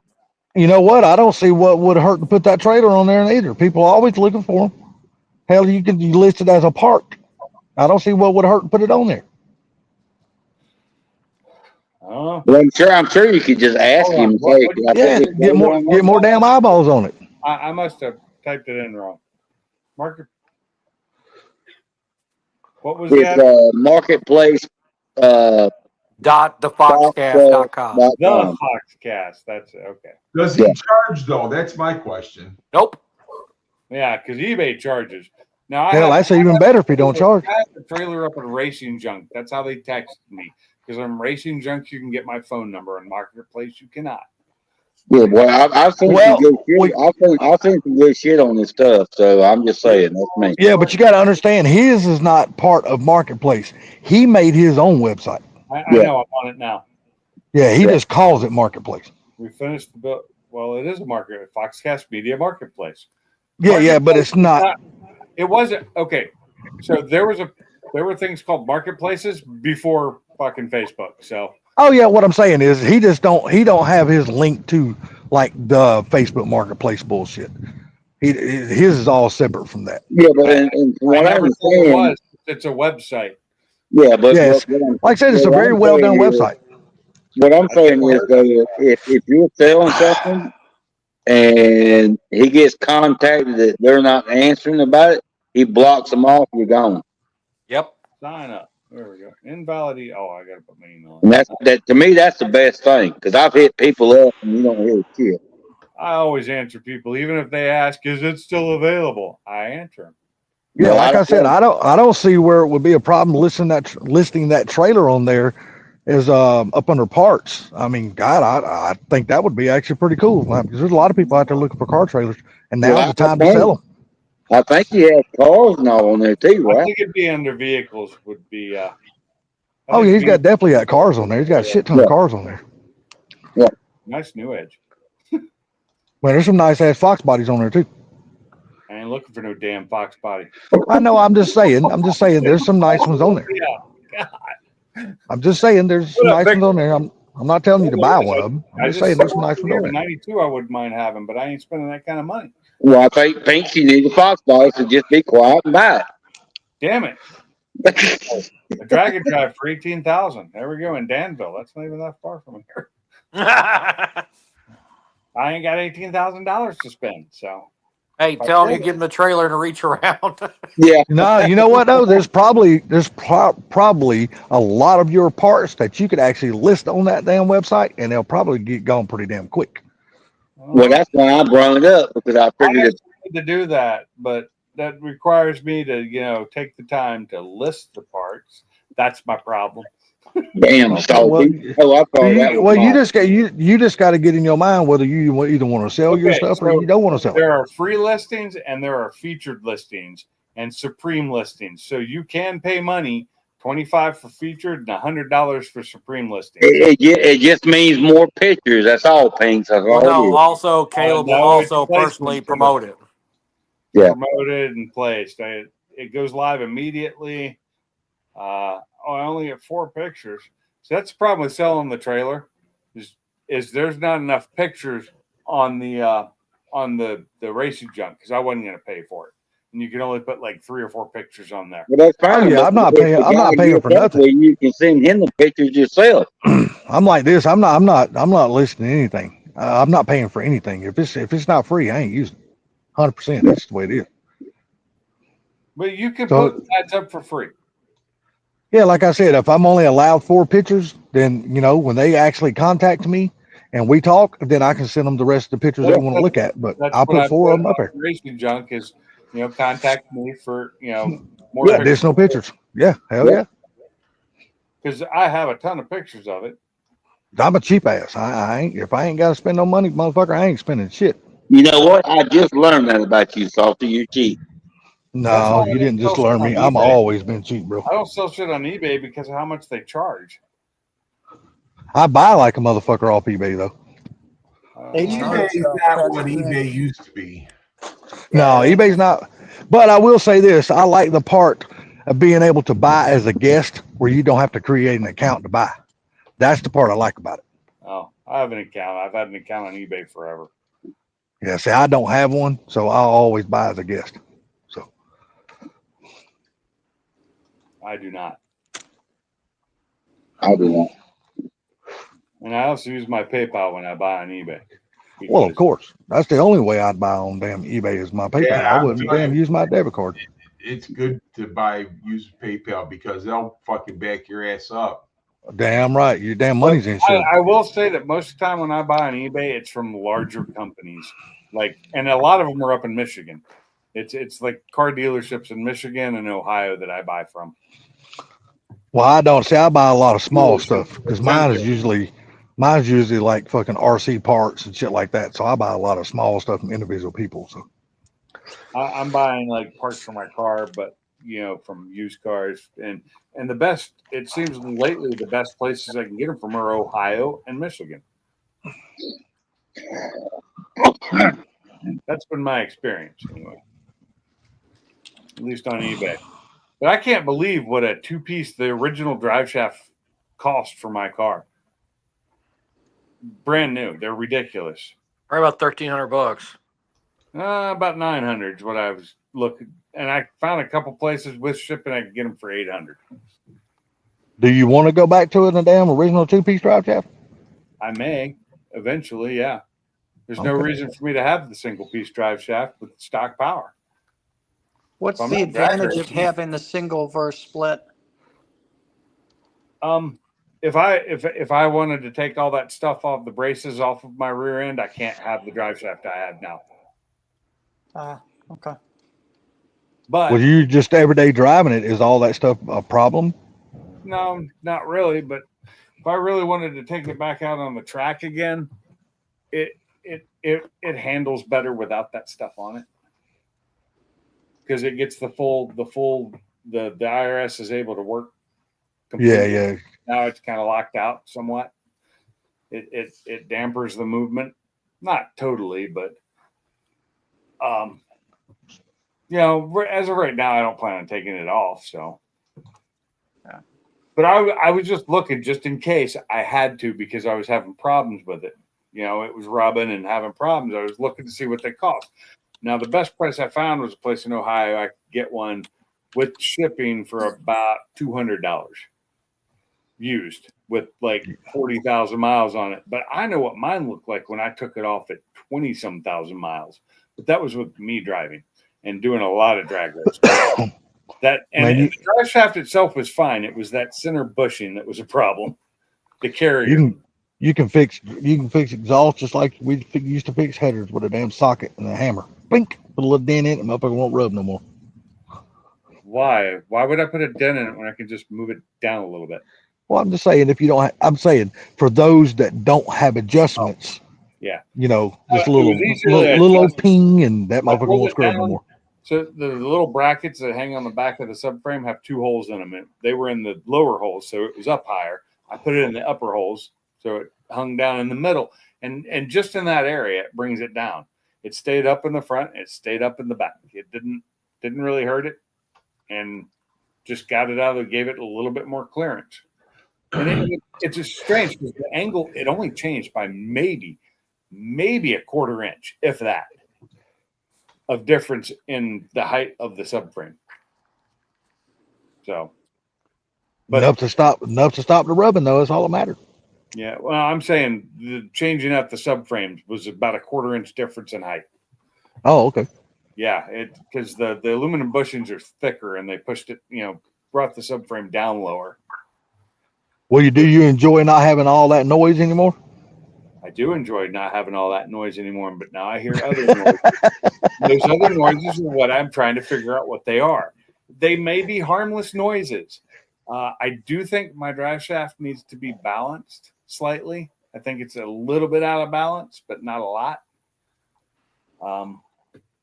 But I just need I need to figure out what the noises are. If I knew what they were and was fine, I'm fine with them because it doesn't seem to have any problems. It's driving fine. I'm not seeing anything wrong with it. All the bolts are tight. I went and checked all the torques yesterday. Everything's torqued to spec. So I don't know. I think it's just me getting in my head and, listening and hearing every single little noise it's making. Chris, you making any headway on your car? Nope, just sitting there. Well, just sitting there looking at it. I hear you. Well, looking at it don't get it done. If it did, I'd have been done with my cars years ago. Well, unfortunately, right now to finish my car requires extra funds that I am not getting from work at the moment. So yeah, Yeah. Why not? because I'm not about to work myself to death 7 days a week. I have to have some downtime. You were, yeah. I tell you what. Tell you what.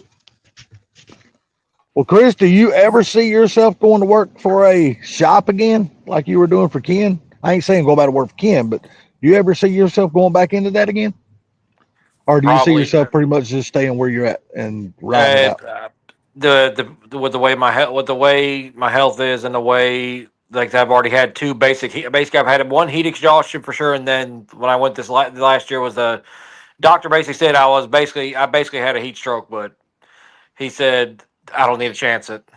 Why do you not drink more water? I drank 2 gallons of water that day it happened. I know how that is. I've had the same issue. I've drank the water. There was just not enough airflow. If they would have had a good fan blowing air on me, I probably would have been fine. Not any more than the fan. You need air conditioning. Well, you got to get Ken to damn put air in his shop or go to work for a shop You know that how has air. expensive it is to air condition a fucking shop. Hell Where they yes, have I the do. doors open half Damn the- right I do. It's fucking spendy. You just Yeah. need solar panels. Solar. Nah, you need a hell of a lot more than that. Need some Solar. panels. You got all the work before you even get to the solar panels. You got to do first. Well, the thing about it is, though, Chris, where you work at and everything now, does that carry insurance and stuff for you? I mean, Yeah, they do. I got everything: medical, dental, vision, accident, everything. and that's huge. Man. That's That's good. huge. Yep. So, Hell yes, it is. I will agree with Gary. Now, my That's- thing is that could Ken Work. give you that? Do what now? I couldn't hear you. Would Ken be able to give you that kind of insurance? We actually looked into it one time, and it was going to be extremely costly. It was going to cost. Astronomical. Yeah, it was going to be almost like 200. It was going to be like $200 a week. Well, he just didn't have enough employees to get to make it any cheaper is what it was. Well, not only that, I mean, most all the companies he reached out to, they want, like you said, minimum amount of employees, Yep. and then under Tennessee state law, basically the medical cost has to be divided up between employer and employee. Right. Yeah. that's like most states, I think, are doing that now, aren't they? Yeah. Sure, but I mean, the thing about it is that you got to go what's going to be best for you. You know what I mean? Yep. Yep.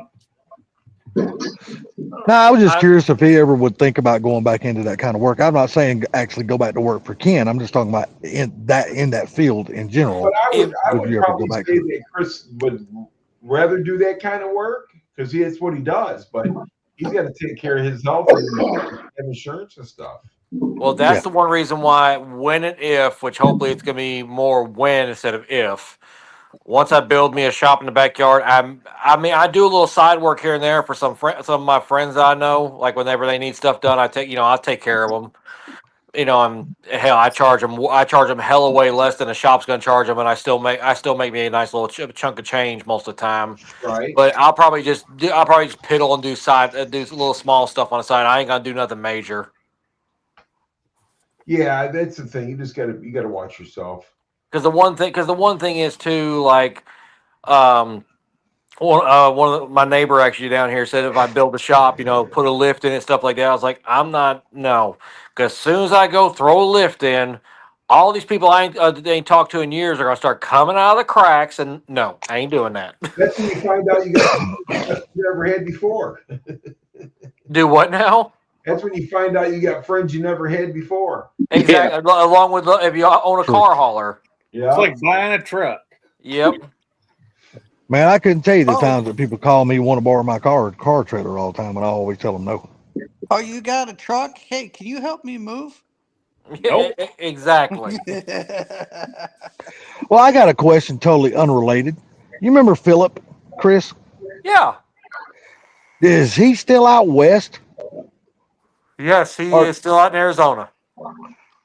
Now, did he go to work for the oil fields or some bullshit like that? Ken was trying to tell me what he was doing out there Coppermine. one night. Copper mines. So that's what he's doing, huh? Yeah, he's driving one of them was it 8-story tall dump trucks. Oh, wow. Oh yeah, like rock quarry dump trucks, the Euclids and stuff like that. Yeah, I know what Yep. you're talking about. Yep. And he's Hmm. he's doing pretty good for himself. I mean, he's got his car. Apparently, he's already worked out a deal with Ken to put a blower on it, and he bought another car to turn into a race car. Really? Mhm. Damn. But no, I haven't. I probably haven't called or talked to him probably in about 3-4 months. Actually, I tell you when it was. He came down. He came down for Christmas. Saw me at the store. This is the last time I talked to him. Yeah, because I haven't heard anything from him since like the last video of Ken's that he was in. Mm-hmm. That's like the last time I even heard Ken or anybody even mention his name before. So, Who's since this then, Philip so. person? Philip, he's a really good friend of Ken and Caleb's and Dover's and all those guys. He's been hanging around with them for a long time. He's just a little young guy. Was dating an older woman, and she had him kind of wrapped around her finger and all kinds of shit. Yep. Good little kid, but he had a S550 that he used to damn race all the time. But damn, the boy could not avoid the deer. God damn, every other week he was damn killing the deer. You want to know the fucked up part about that whole thing? I mean, literally, he would get his car fixed. It wasn't a week later, that motherfucker to hit another deer. I mean, The like, fucked up part is that 16 he had was my old car. oh, really? Yeah. I have a 16. I love it. I can't tell you the number of times that dude's had to replace the front end of that car because he fucking hit a deer. God almighty. The damn deers. Oh, Say here's what? one thing I can actually tell you. That car, from an insurance standpoint, has been technically paid off in repairs that I know of 4 times over. Yeah, exactly. That's how many deers he's hit, man. He No, used to okay. fucking kill deers. When I had that car, me and my ex-wife, that car went through 2 hailstorms. Those 2 hailstorms equated almost $20,000 in damage. Damn. Then Philip got it, hit a deer with one part of the car. There was 10 grand. Then he had a deer run into the side of the car. That was 10 grand. I remember Then that. car, he hit a deer and then hit a guardrail. Literally every panel of that car has been resprayed. Yep. And then he traded the car back into the dealership I got it from and screwed them over something fierce because they paid the car off. And he still owed like 27 on it. They paid the car off. And he got his truck. And then they realized once they got it, they're like, oh, fuck, we done got raped over the coals on this car. It's their fault for not doing their due diligence. Yep. You know, that is one time I actually praised Philip. I'm like, dude, if you were able to get something over to the dealer like that, then you know you're doing good, because usually you can't get over the dealers like that, and he was able to do that shit. Oh hell! It's like he like the car didn't have back seats. He bought my old back seats and he literally just shoved them in there. They weren't even bolted down or nothing. Yeah. That car has went nuclear more than once. That car with the cylinder head temp went over 300 degrees. Wow. Hey, guys, I'm going to take off. Pinks, thanks for having me. You guys have a fantastic night. You too, Mike. Take care, buddy. Have a good one, buddy. Take care, Mike. Yeah, I swear to God, I think that damn S550 has got a longer fucking Marty report on that son of a bitch. How do you get the heads over 300? He forgot to plug the cooling fans up and drove to Nashville and got stuck in traffic. Oh God. How did he I got to say that car went nuclear. I don't understand how the engine didn't go. Screw you. And Well, after that, the car started smoking lightly. And I told Philip, I was like, it's time to go. And he's like, I think you're right.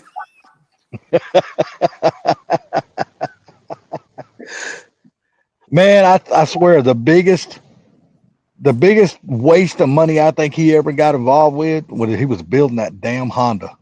Man, he threw all kinds of money into that fucking Honda. Oh, trust me, I know. I know how much he had tied up in that engine. He had 15 grand tied up in that engine. What kind of Honda was it? It was an Integra with a built B18, and we're talking forged crank, forged rods, forged pistons, sleeved, a freaking $4,000 cylinder head and all kinds of damn stuff. And literally, he sold the car for like $9,000, and the guy literally ripped everything out of it that he needed for his car, and then literally crushed the body. Shit. Hey, you remember when he bought that fucking Fox body from Caleb in Dover? Took it home and stripped that son of a bitch to nothing, and then never done nothing with the car. Never done a damn thing with the car. Okay, here's the kicker with that one. I actually traded him the original 4-valve from the Cobra for the tubular K member that's now in the Cobra. And then 2-3 years later, or a couple of years later, when I actually got the car running, his dad told him to get all the junk out of the garage. He said, "Come pick up this motor." I was like, "Dude, I ain't got the money to pay you, buy it back from you." He's like, "I don't care." He said, He said, "I ain't worried about that. Just come get the old motor." Wow. That's why I got the motor home, tore it down, and hell, a guy from East Tennessee gave me $400 for it in pieces because he wanted the block in the heads. I'm telling you, man, that dude has went off on some adventures, man. I tell you, he has spent more fucking wasted money just throwing money away doing dumb shit. I Yep. swear to God, he has. Hey, when you got it, you got it. The problem is he didn't have it, Gary. Oh no, he did. He lived at home, made good money, and everything Well, that's else. true. That's true. Yeah, he had it made. What up, Woody? Hey, what was that other guy's name that used to hang out with them? I cannot. He was like a heavier set guy. Oh, And he Cody. dropped- I still talk to Cody. Cody. Cody's yeah. he's the head tech of the local Kia dealership. Yeah, but see, he started working for Dover, right? At Dover's shop in town, right? No, Then left that no. shop. He's always he did for a little bit, and then he got the dealership, and he got the job at Yeah, the yeah. dealership, and he hasn't looked back since. Yeah. I remember when he got the job and went to work for Dover's shop in town, because that was like the very first mechanic shop that he had ever worked at. And I think he was just trying to get his experience there. And then, like you said, he went to work for Kia, and he's been there ever since. Yeah. But he always seems like a pretty cool dude, man. He always was a lot quieter than the guys that he was hanging around. Oh yeah, he was. But the one thing is, Cody. Everybody's got their demons. Cody had his, but yeah, he's good people. Yeah. He always seems like he was good people, man. Because me and him, we always talked all the damn time, like on live streams and shit like that. The live stream will be going, and me and him just carry on our conversation right in chat, and everybody else Yeah. be talking to the host, like Ken or something like that. But me and Cody would just be talking to each other. But he always seemed like a pretty cool dude. Oh yeah, he is. Hell, I got some funny videos with me, him, and Ken on my phone. I'll have to dig them out one day. I remember when he bought that first S197, that automatic. Well, Ken and Caleb and them gave him so much shit about that car because it was an automatic. And the one thing is that car would actually run really good. It actually had some good parts in it, but when Cody bought it, it was detuned. You got Daryl to retune. You put the hot tune back in it, and then when he ended up selling it to another friend of ours' daughter, Daryl went back and put the soft tune back in it because the girl was really? the girl was getting that car was headers, exhaust, geared. I think it had a converter and a Cobra jet and a couple other things, and it could run an E85. Yeah, it was a clean car when he first got it, though. It was clean as hell. Mm-hmm. I remember when Ken done a video on it. That car was really clean. Oh yeah. So my question is, when's Ken going to put out another video? Jesus. That's the $1 million question there, Mr. Pinks. I have been wondering that shit myself. One out. Yeah, I have been wondering that my damn self, dude. That's the million. Months now, at least. I don't even remember the last video he put out. It's been so long Last since he he did, put out a I video. think, had something to do with the 2024 intake. Yeah, Yeah, that was the yeah. one him and Daryl's got the. Well, Daryl's done it, and apparently somebody else figured out now the secret's out how to do the 24 intake on the older on the 15 up cars. Right. But I wouldn't want to deal with the twin throttle body. That's just too much work. Yeah, I mean, don't get me wrong. It's a nice cool factor, but the one thing is, and they proved it in the video, depending on what the cars actually got done to it. I mean, It doesn't do anything for you better than the 18. well, it carries the power out farther than the Yeah, 18 does. but My thing is, I would not want to have to spend money on 2 K&N filters. Fuck that shit. yeah, I don't want to have to spend money on one K&N filter for that matter. Yeah, that's what I'm saying. I mean, damn, buying 2 of them and then having to maintain 2 of them. I'm like, you know what? This shit right here ain't worth I couldn't believe I finally when I put my intake back in my old Corsa or not Corsa, whatever intake I have, not the filter, and I started to clean it. I could not believe how much dirt was in that son of a bitch, how dirty it was. I couldn't believe my car could even breathe with it. Like, son of a bitch, I should have cleaned this a long time ago. You'd be You got surprised, you got a K&N in that one? No, it's a Corsa, I think. You put Well, the yeah, oil, because I was always the type with a K&N. I never put the oil on them.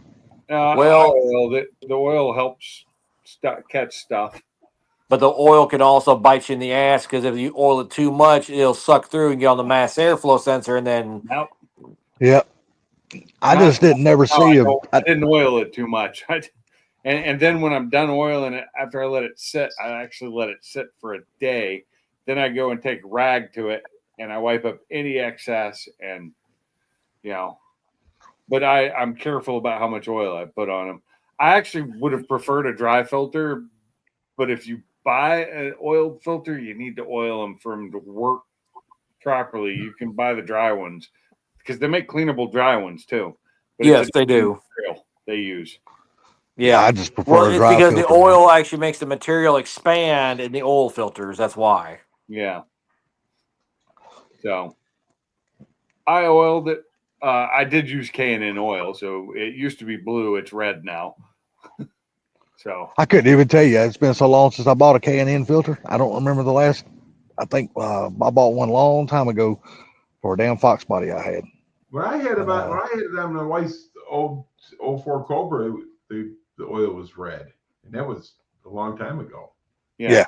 They're all that. This is red oil, and I had a K&N oil, filter cleaning kit, so it came with red oil. But it's the spray-on oil, which is so much easier to use. Oh, okay. Yeah. Yeah, because hers came when I got hers, it was the kit. I mean, it's bad enough to the point now. Like in the now the Whipple car kits don't have this kind of filter, but the Whipple truck kits actually come with a green filter. Yeah, Really? I used to have a green filter on my Focus, Mm-hmm. and it's a dry filter, Yep. but it's cleanable. It's Yep. reusable. Yep. It's Hose it out, shake it out, let it dry. That's what she said. Yeah. Ah, But for me to clean that filter I had on mine, I had a screwdriver, a flathead screwdriver, and I was going back and forth on the metal, Mhm.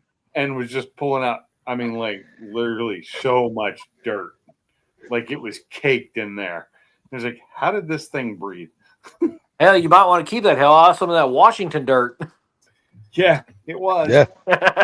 Because I hadn't had it on. It hadn't been used since I, switched to the because I took it off before I even brought it down to you, didn't I? No, I thought we took it off. You may have. No, because it was still here. I had it here. You took Okay. off the intake, yes, the intake manifold, but the Corsa was in my shed. Okay. Chris, when's the last time you dropped by Ken's? Probably over a month and a half ago. Oh, okay. It's been less time since Ken dropped into one of my live streams.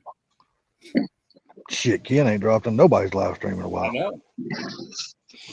I ain't gonna lie to you, dude. He stays busy. So I'm sure. That's a good thing, though. That's a good problem to have. Being busy. yep. I mean, so I I think ain't a got lot no. He just listens. You know what, Gary? And you could be right about that. You may be listening right now.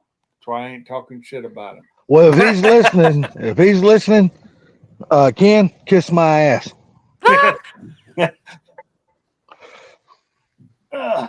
You know what though? I wouldn't mind buying an ESS kit if I had the money. That's if I ever do anything again, I think that's the way I'll go. The screwed up thing is one of the other guys I know locally has got that had a Whipple charged 18 manual. He Yeah, actually traded the Whipple for an ESS kit. Really? Yeah. I've seen if you go on YouTube and look that shit up, there's a lot of people getting their damn Whipples taken off and putting ESSs on it. So I think Ken's videos are starting to. I think a lot of people are watching Ken's videos and seeing the benefits of doing that shit.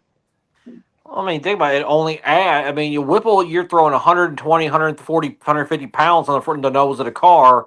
Plus, if you like with Pinks, you know, with the ice tank and everything else, ESS kit. If you depending on which kit you do, it's 44 to 60 pounds. Depends on Yeah, what that's right. intercooler you have and Yep. all that fun stuff.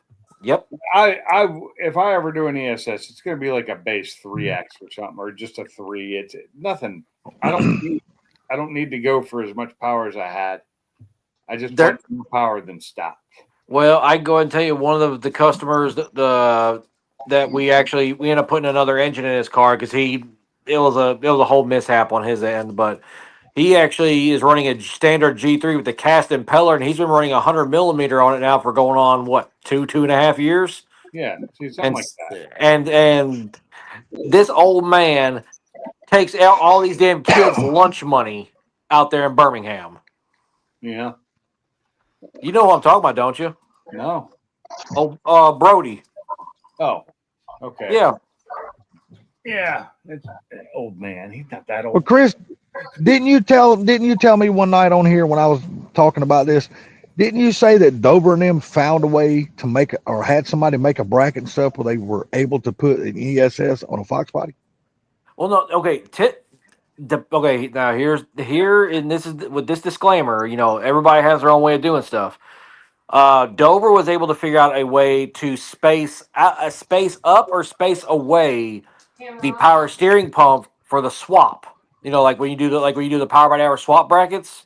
Yeah. He was able to figure out. I have to go over there one day and look at it, but he was able to space the power steering pump and the blower up just a little bit to be able to run the belt. You know, the ESS with the full swap brackets.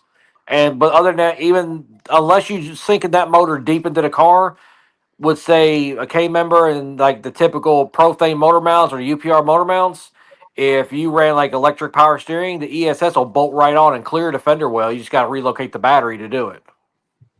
Okay, because Ken told me something about the reason why that it wasn't a full kit from ESS yet, because something to do with the frame rails and the bracketry. Yes, and you have to shit make like your own. that. You have to make your own custom intercooler piping. That is correct.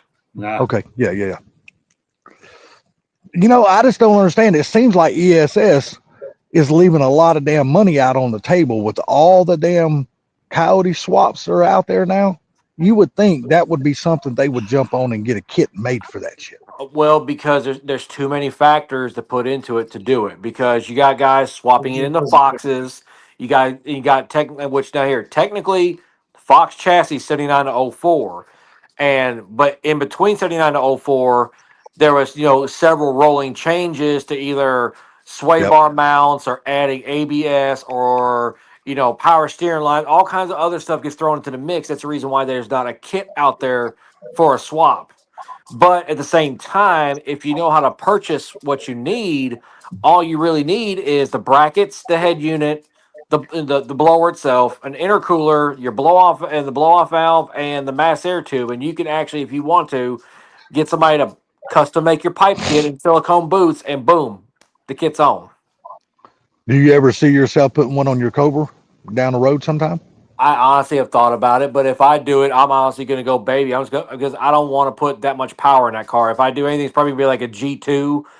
Yeah. I'm just saying the car will probably get up around 600, and that's it. Be done. Yeah, but I was just curious. Do you ever see yourself wanting to put a ESS kit? Doesn't matter which one it is. Do you ever see yourself wanting to do that to yours? What I would really, really like to put on the car is not made. And that is, well, let me phrase that. It is made, but I would have to Frankenstein some shit because I already talked with the guy. What's his name? I talked to his VMP. I talked to one of their lead guys that does all the engineering for the kits.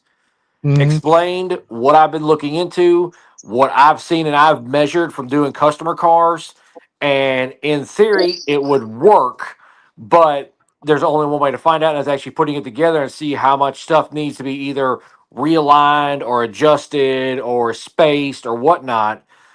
Because every Coyote blower kit out there throws the throttle body to the driver's side, which in a swap car means hydro boost, master cylinder, brake lines, the yada yada yada, and it busies up that side of the body something fierce and makes it where if you want to change plugs, which is already a difficulty on the driver's side, you're making it now that much more worse.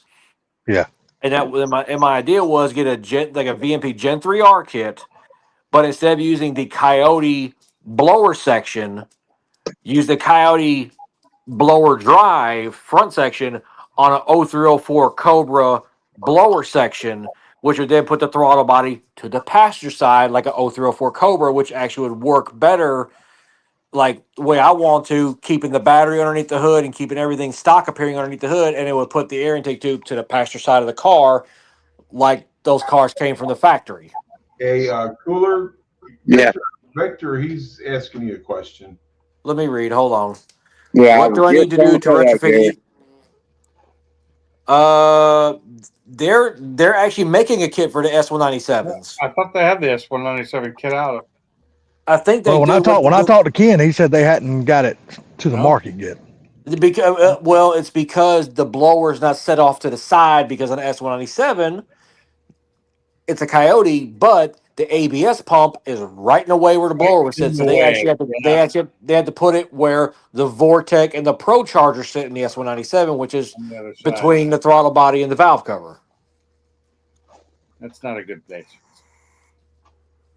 It makes it difficult to change belts and pulleys. Do you ever think they'll make one, or they might already have one? Do you They- ever they've think been they'll make an prototyping it. ESS? Do you They've ever been think they'll make prototyping an it for, like- ESS kit for a Godzilla?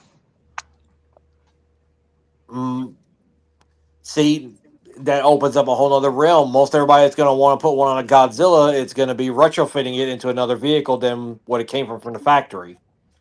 Godzilla's only come in F-250s and up, which means most people that have those ain't going to want to put boost to them.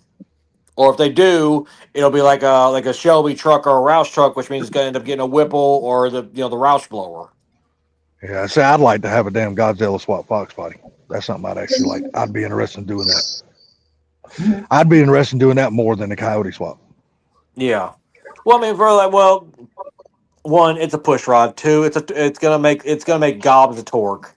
Yes. And three, there's actually a video out there. A guy did a Godzilla swap in an S550. Really? Look up one I day. didn't know that.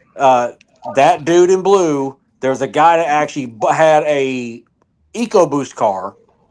Bought it as a roller, or I guess blow motor or whatnot, and he actually bought the engine and transmission out of a rolled over like 2-year-old Amazon delivery van, like the big transit HD.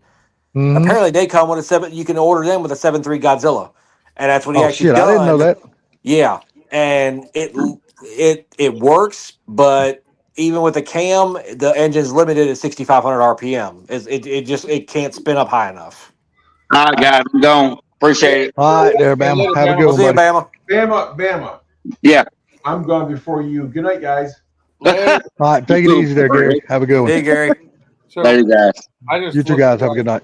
$5,800 for me to get the kit I want. Do what now?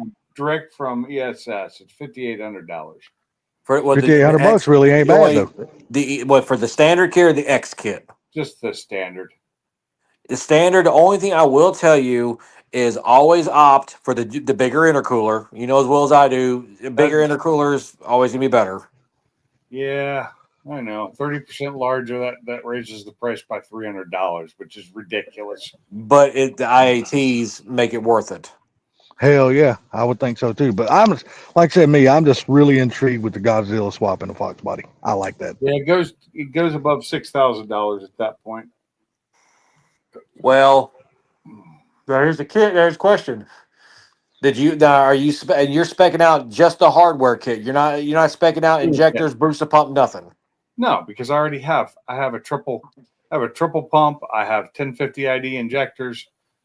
This is just on the ESS website. keep an eye out for the refurb kits. The refurb kits he stands behind with the same warranty as a standard kit.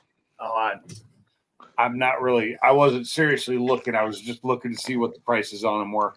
Because that kit I put on the blue car was a refurb kit. Basically, the only thing that's used is the blower, but the blower gets completely blown apart, inspected, and redone before it's put back together and then sent to you. So, I mean, you still save a few $100 going I that way. don't see that even listed on here. Because basically what happens is as soon as he lists one, normally probably within a day, it's gone. No. I see that now. Factory refurbished. Come on. BMW. That's it. Okay. BMW. Because what it is basically like he gets basically what ends up happening is like okay, say just out throwing it out there. Say you already had a G3 kit, but you want to upgrade your head unit to the X to build impeller. You Right. send him your G3, he sends you to G3, or he sends you a G3R or a G3X. You send him yours back, and you get a credit back. Well, he takes your blower that he just got back from you, cleans it up, goes through it, replaces anything that needs to be replaced, puts it back together, and then throws all other new parts with it, and boom, there's a refurb kit. Yep. Or you could just go for the big boy here. The what is this? The G495 10 PK tuner kit starts at $87.95. Don't need anything bigger than a G3R. Ken's already No, I'm proved it. just saying it's $87.95, and it doesn't even matter which blow off you get. Doesn't change the price. The standard or their tile. What's their standard if it's not a tile? The standard is basically it's basically the generic tile. Oh, okay. It's basically like Summit. But I already have. I actually don't even need a blow off because I have blow offs. Yeah, but are they 50 millimeter V band flange blow off valves? They're tile flanges. So yeah. Okay. What's up, Ken? Where's Sublime? Say hi to Kim, everybody. Hello, Kim. She posted something on my on my live stream for last week, thinking it was on Thursday. She missed it by a day. Oops. It happens. Yeah, but no, like from a standpoint though, if okay, and me and Ken talked about this a couple weeks back. He had a G4. He had a experimental head unit on his car, Yeah. and he went back to a G3R, and the car actually did better and made more power. But he honestly thinks it was partially belt slip. Yeah. Belt slip. Was it a 6 rib? 8 rib. Are they standard 8 rib? No, the standard 6 rib, but the kit is engineered to go up to 10 rib. Right. I know with the G3 you have to order either the 6 or the 10. The 10 costs more. Yeah. But the one thing is, unless you're going for just all out drag racing power, there's no. Ken's proved there's been cars come out of that shop with a 6 rib cranking over 9, well into the 9s. Yeah. On wheel horsepower on 6 rib, and it's just fine. I mean, when I got the Whipple, the only reason I had a 10 rib on it is because that's what it came with. You know, I didn't buy that. I bought all of that along with a bunch of other stuff at the same time, and I'm getting ready to start getting rid of all of it. Yeah. Damn, you said it. You said a 6 rib over 9. Is that what you said, Chris? No, it's there's several 6 ribs well into the 900, well into the 900 wheel horsepower range. Yeah, that's what I thought I heard you say. I was like, Yeah. damn, that's pretty damn As good long for as a you, 6 as long rib. as you have a good quality belt, you're golden. I like those Gates green belts. They seem to work okay. Well, Gates also started offering this a couple of years ago. If they don't advertise it though, they actually offer now an RPM belt, which is actually made for supercharger applications with better stretch characteristics and wear characteristics for supercharged applications. You mean Now, like- where can you buy those? I will, from what I understand, AutoZone is gonna have them available soon. They haven't put the SKUs in the system yet, but you can also order them from O'Reilly's and of course Amazon. But the one thing is, you actually have to go to their belt chart to see if they offer it in a size close to what you need. Because most of the time they're tailoring it more to factory applications, Yeah. pulley down factory applications, and then some aftermarket applications like with Roush's and Whipples and like the Torque Tech kits and Vortex and all this other stuff. So they're making the belts for multiple different applications. Sweet. At least it's cool to know that you can get the shit at regular parts stores and you don't have to order it from some damn specialty place Yeah, Yeah. where the price would be even more. exactly. I just Yeah, run 'cause you down know- here to Red Bay and get some. Oh wait, they make hoses down there, not belts. Never mind. Yeah, you know how it is when you have to order something from a specialty place. They always going to charge you fucking more money for that shit because they know they can. They know they can, and they know they will get it. So Yeah, that's it. I mean, yeah, but like I said, there's multiple applications out there for the belts. I mean, hell, even I remember, I think I was reading somewhere one time that somebody actually, what'd they do?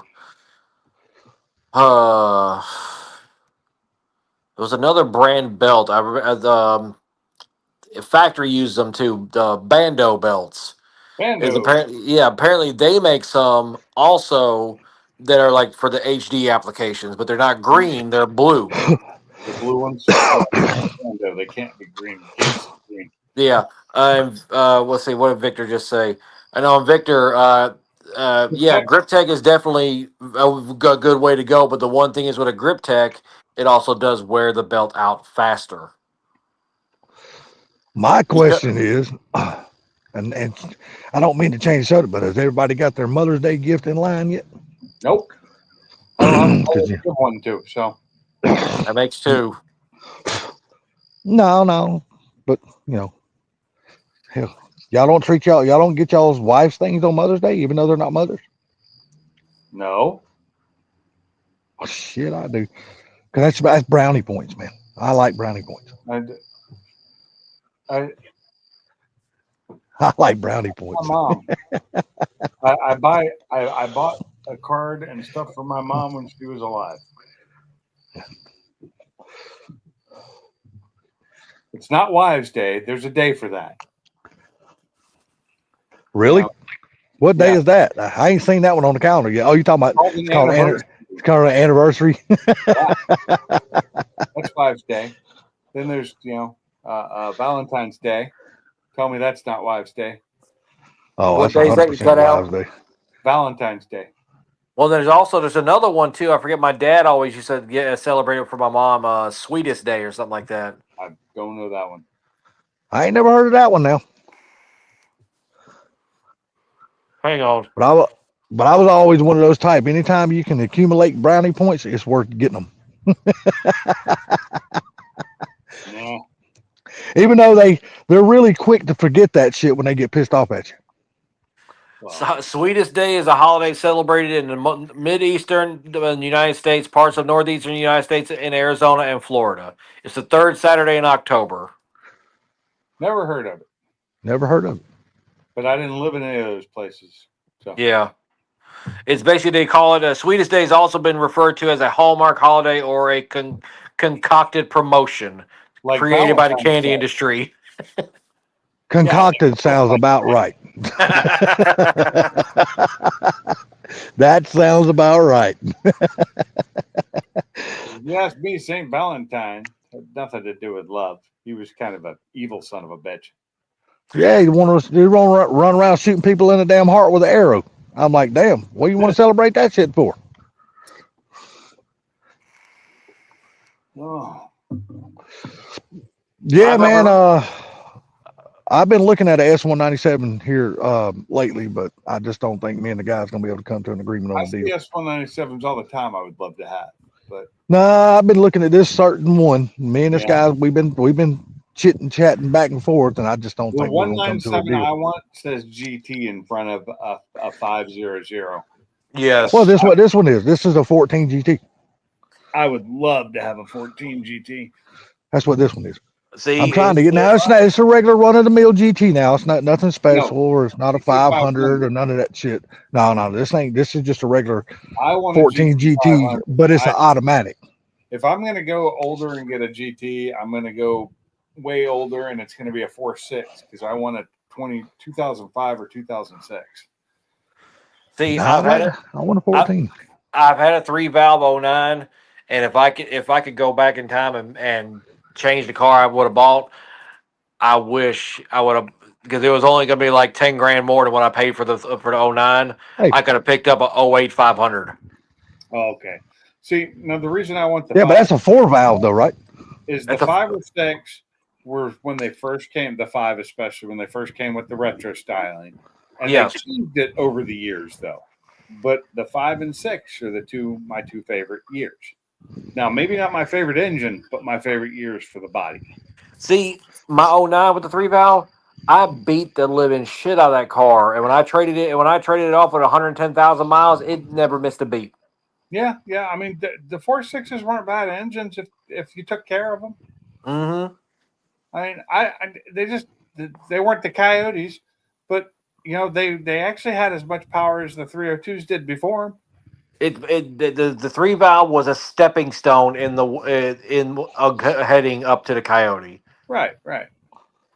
And I liked them, but the like the 05 and 06, if I can get one of those with a Coyote in it. Oh yeah, you'll be in the house then. Hell, everything bolts right in, and in fact, one of I know. Caleb did it, and then did it for dang, what's his damn name? That black guy that works out there with him, I can't remember. I know you're talking about. I can't remember what his name is. I know. Yeah, I know the one you're talking about. Yeah, they did the interior and everything. And that the car, when you plug up to it, the car thinks it's a 14 GT. Yeah. See, but I love the body style of the 5.6. The 7s, I guess, were similar. They changed a little bit on the front end. I didn't like as much. The biggest change they done actually was just the headlights. 05, 06 Yeah, had bulb covers over the headlights. 07, 09 they removed them. I liked the 05, 06. I didn't like the V6 grills. I didn't like the little bitty fog lights. I I like the GT. I like the GT grills with the bigger fog lights, but I didn't like the little smaller fog lights in the V6. Had to be the GT. Had to be a GT, but I'm probably never going to own one. So, And say, Victor, that's what I had. Mine was a 09 Cali. the 6 to 8 Cali specials, yeah, those look good too. That's why I had a 09, and then the 09 was the lowest production year of them. The 09 they only made like I think 1,700 of them total. Truthfully, I don't think What, Mustangs? No, the 09 GT California Special they only made 1,700 of them in 09. Oh, So- okay.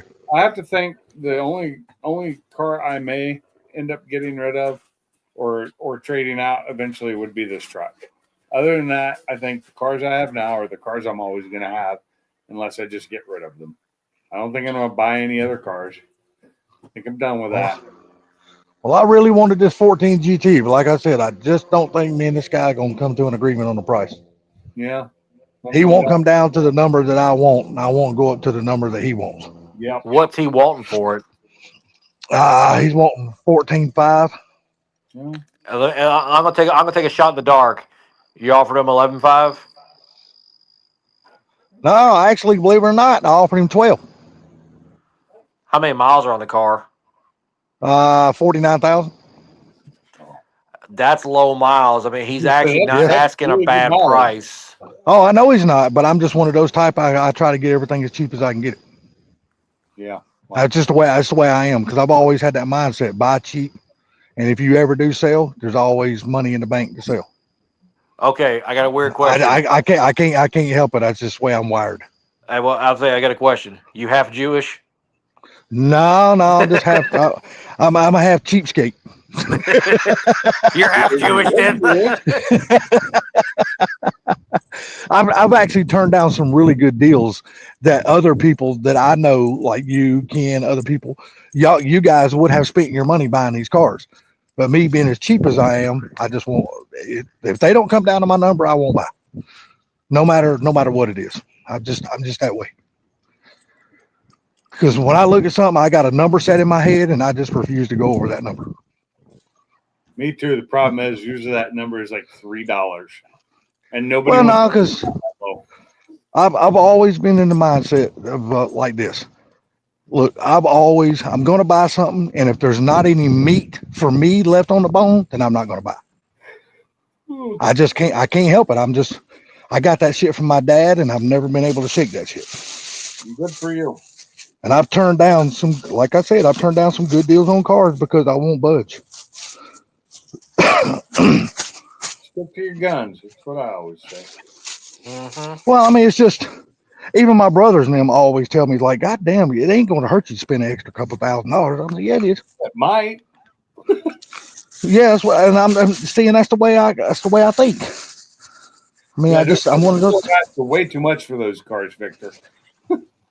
Yeah, I mean, but 14.5 is a good deal on that car with the mileage. I couldn't believe when I saw basically my car. Hold My on. almost exact car, except not the premium version. So the cloth seat, the smaller radio, this and all that, in a 2016, same color as mine, stick shift, and it had like 50 or 60,000 miles on it, and this was like literally a couple weeks ago. And they wanted $28,000 or $29,000 for it. Yeah, there's no damn way I would pay that for that car. Mine in early 2017 with 7,000 miles on it, and I paid $28,000 for it. It's a premium. See, I seen the 16. It's just like now y'all have to correct me on this because I'm not good at all these numbers. Is it a 401A car or a 208A1 car? 401A was your more premium options, but a 402A I think was everything. Well, Okay, it was in 16 it would have been 400, 401. I think 401 was the highest you can get because there'd be a 401. It'd be a 401A PP1 after that. Yeah. This was a 15 that I was looking at, and then the navigation system in it with the big screen and all that. It didn't have the big screen. It had the little small screen in it. Yeah. That's a low end. That's not a. That's probably like a 300 or a 301A. Okay. See, I can't never remember all them damn numbers. It would not have been 400. But it was a really good car, a really good price, really low mileage. The only thing kept me from buying it was a manual. That's the only thing kept me from buying the car. It was a manual. Yeah. If it would have been an automatic, I'd own it today. And this was about a month and a half ago when I went and looked at this car. It was a 15. It was a 15. It had 71,000 miles on it. The guy wanted 17.2 for it.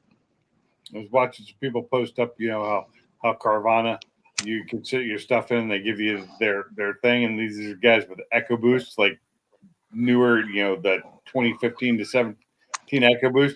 Carvana is offering $100 for their car. Oh my God! Because they've got so way too many of them. Do you think that would have been a decent number, Chris? No. 71,000. He wanted 17.2. I could have got the car for 16.8 because me and him, we can't. He tried his best to sell me that car. So basically, that's basically a true base model, which is the exact thing I bought for the 16 that me and my ex-wife had. It was a 300A car, typewriter radio, what they call calculator radio, cloth seats, no options. Literally, the three options that car had was the 355 gear, a spoiler, and floor mats. Other than that, the car was base model. Yeah, I mean, it had everything else. It had the power windows, power brakes, tilt cruise, all that kind of shit. That's standard on them. But yeah, that's. Oh, well, see, I didn't know that. I haven't bought enough of new cars to know what standard is anymore. So 17.2. I mean, but like I said, I could have got them for 16.8 because I told him I was paying cash. Technically, that's not that bad of a deal because most banks will still value that car probably low 20s, so that's really not bad. But my question would be then, why is he only asking 17.2? What's on the history? What's happened to the car? Nothing. It had a 100% empty Carfax report. It was a one owner. Him and his wife bought the car. It was his wife's car. The only reason why they were selling it, she got tired of driving a manual and she wanted an SUV because they had two kids. That's how I ended up with my car. Literally, that is the only reason why she was selling that car. She said, if it had been automatic, I'd have kept the car. She goes, but trying to handle two children and doing all the things you got to do with a manual, it just gets in the damn way of taking care of your kids when they're in the back seat. For the back seat of a Mustang? Yeah, but now she had young kids. She had one that was 3 and one that was 5, so they still fit in the back seat with no problem. Barely. But she said she wanted an SUV to make her life easier. And I can 100% understand that when you got young children. You want something that's easier, especially going to the grocery store, taking the children daycares. I mean, it just makes it easier. I But bought I could have got a Prestige. It was 71,000 miles on the car. And they had every record. The dealership is the only one that's ever touched that car. He never himself touched it. He took it to the dealership every time to have the oil changed, tires rotated, everything. They had the whole damn book of everything they've had since they bought the car.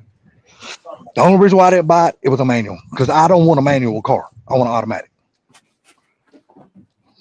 Hang on, I'm looking at something right now, and I could tell you that I could tell you. Let's see here. So when I bought my, And it had brand new tires. Literally, when I tell you brand new, they were a week old. when I bought Literally. my Mustang, I bought it at a Jeep dealership because the lady who bought it, I guess, had been a longtime customer of theirs, and at the Jeep dealership, and had bought it from their Ford dealership. But she was a Jeep lady, and she had it for a couple months and decided she wanted a Jeep again and traded it in Damn. on a Jeep. And so it was in great condition when I bought it. It had 7,200 miles on it. Yeah, like I said, I would own that car right now. If it would have been an automatic, I'd have bought the car. There would have been no question Now, about it. I'd that's have drove it salty. home. You want to know something fucked up? Mine was What's everything I that? wanted. You know what the black book traded on that car is? Probably about 9,000. No, 17. Well, damn, they were asking the bottom number for it then, so I don't feel like that was a bad deal then. It's not a bad deal because right now, the black book trade is roughly 17. Black book retail, you're looking at 24-ish. depending on the range, anywhere from 20 to 24, depending on area. Yeah. Yeah, I mean, it was a nice car. I mean, dude, it didn't have a blemish nowhere in this car. It was, the paint was gorgeous. It had been garage kept ever since they bought it. And he always you could tell he took good care of the car, because when somebody don't take care of a car, especially when they got children. If you look up under the seats, you'll see crumbs. You'll see this. You know how it is when you got children. You can always see if something's I been got messed crumbs with. under my seat. What's that tell you? But I'm saying this car was, dude, it was tight. When you drove it, it was tight. The steering was tight. The brakes were tight. I mean, the gears were just smooth as damn butter. The seats, everything worked perfect like it was supposed to. It was a great car. I just don't want a manual. I mean, I just refuse to buy a manual car. Well, damn. Well, I mean, you got to remember, car again. I have some, but my next car, if I were to buy another Mustang, it would be an automatic. I mean, you just got to look at it from my point of view. I spent my entire fucking life doing one job, driving a fucking tractor and trailer from one side of this country back and forth to the other. I mean, I did it every single day, and I just got sick of driving a manual. I just don't want any more manuals. I have to say, though, the driving, because I've driven semis, maybe not every day for life, but I've driven them before. And driving a semi stick and driving a Mustang 6-speed manual is a completely different experience. Oh yeah. I mean, don't get me wrong. I know they're completely different, but when you spend your entire life doing one job, and that's all you fucking do is bang traffic. Oh my God, driving home in traffic with a stick shift sucks. It does, and that's my whole thing, man. I'm like, I just want something, because I'm not ever going to build another car for the track. I'm not ever going to do anything. No drag cars, no road courses. I just want cruisers. That's all I care about anymore is cruisers. So I'm like, if I ever bought another sporty car again, it'll be an automatic. It won't be. Yeah. I mean, it's just, I'm one of those type, man. I'm done with all that stuff. I have 2 manual cars. One runs, one does not. It's about time that now that I'm done with the Mustang, I'm going to pull it out and park it in the carport and move the Focus to where the Mustang's sitting, and Colleen can stay parked in hers once I clear out. I still haven't cleared out the old rear subframe. I was supposed to do that today, but I got tired. Yeah. So she doesn't have anywhere to park yet because the subframe's in the way. And I'm not getting rid of that one. I'm going to I may sell it as it is, or I may just keep it for in case I ever decide to go back to it. Order. So that makes me feel good about what he was asking for the car then, since you told me the black book is 17 and he was only asking 17 too. He said he would have sold me the car for cash for That's 16.8. not bad. It So- really wasn't that. It sounded like a good deal to me, but as it goes, I am about to shut this thing down, guys. Yeah, no problem. I'm just about done with my last cigarette for tonight too. But I ain't doing appreciate shit. y'all coming in on the panel and in the chat. I appreciate everybody who came in tonight, and Yeah, but- we've actually kept it on cars almost all night tonight, which That's is actually been a really good live stream. unusual, and we got a lot of information. And Mhm. Mike was giving me a lot of hassle earlier, which is perfect. It's funny. he was getting some zingers in there. Yeah, it's been a good live stream. I've actually enjoyed the shit out of it. Hopefully Chris comes back for more. I always enjoy having Chris up on the panel. Yeah. Hopefully, I don't know about next week yet what I'm working, but I know I'm about to feed the dogs and go to bed myself because I got to be out the door by 5. I got to be out the door right around 5 in the morning. Oh, I don't have to be out the door until about 6:15. Well, All I right, fellas, normally y'all have a good one. Everybody in the Yeah. chat, y'all have a good night, and we will see y'all on the flip side. Catch you guys Later. later. Y'all have a good one. Thanks for being here, and I'll see you next week. Until then, bye.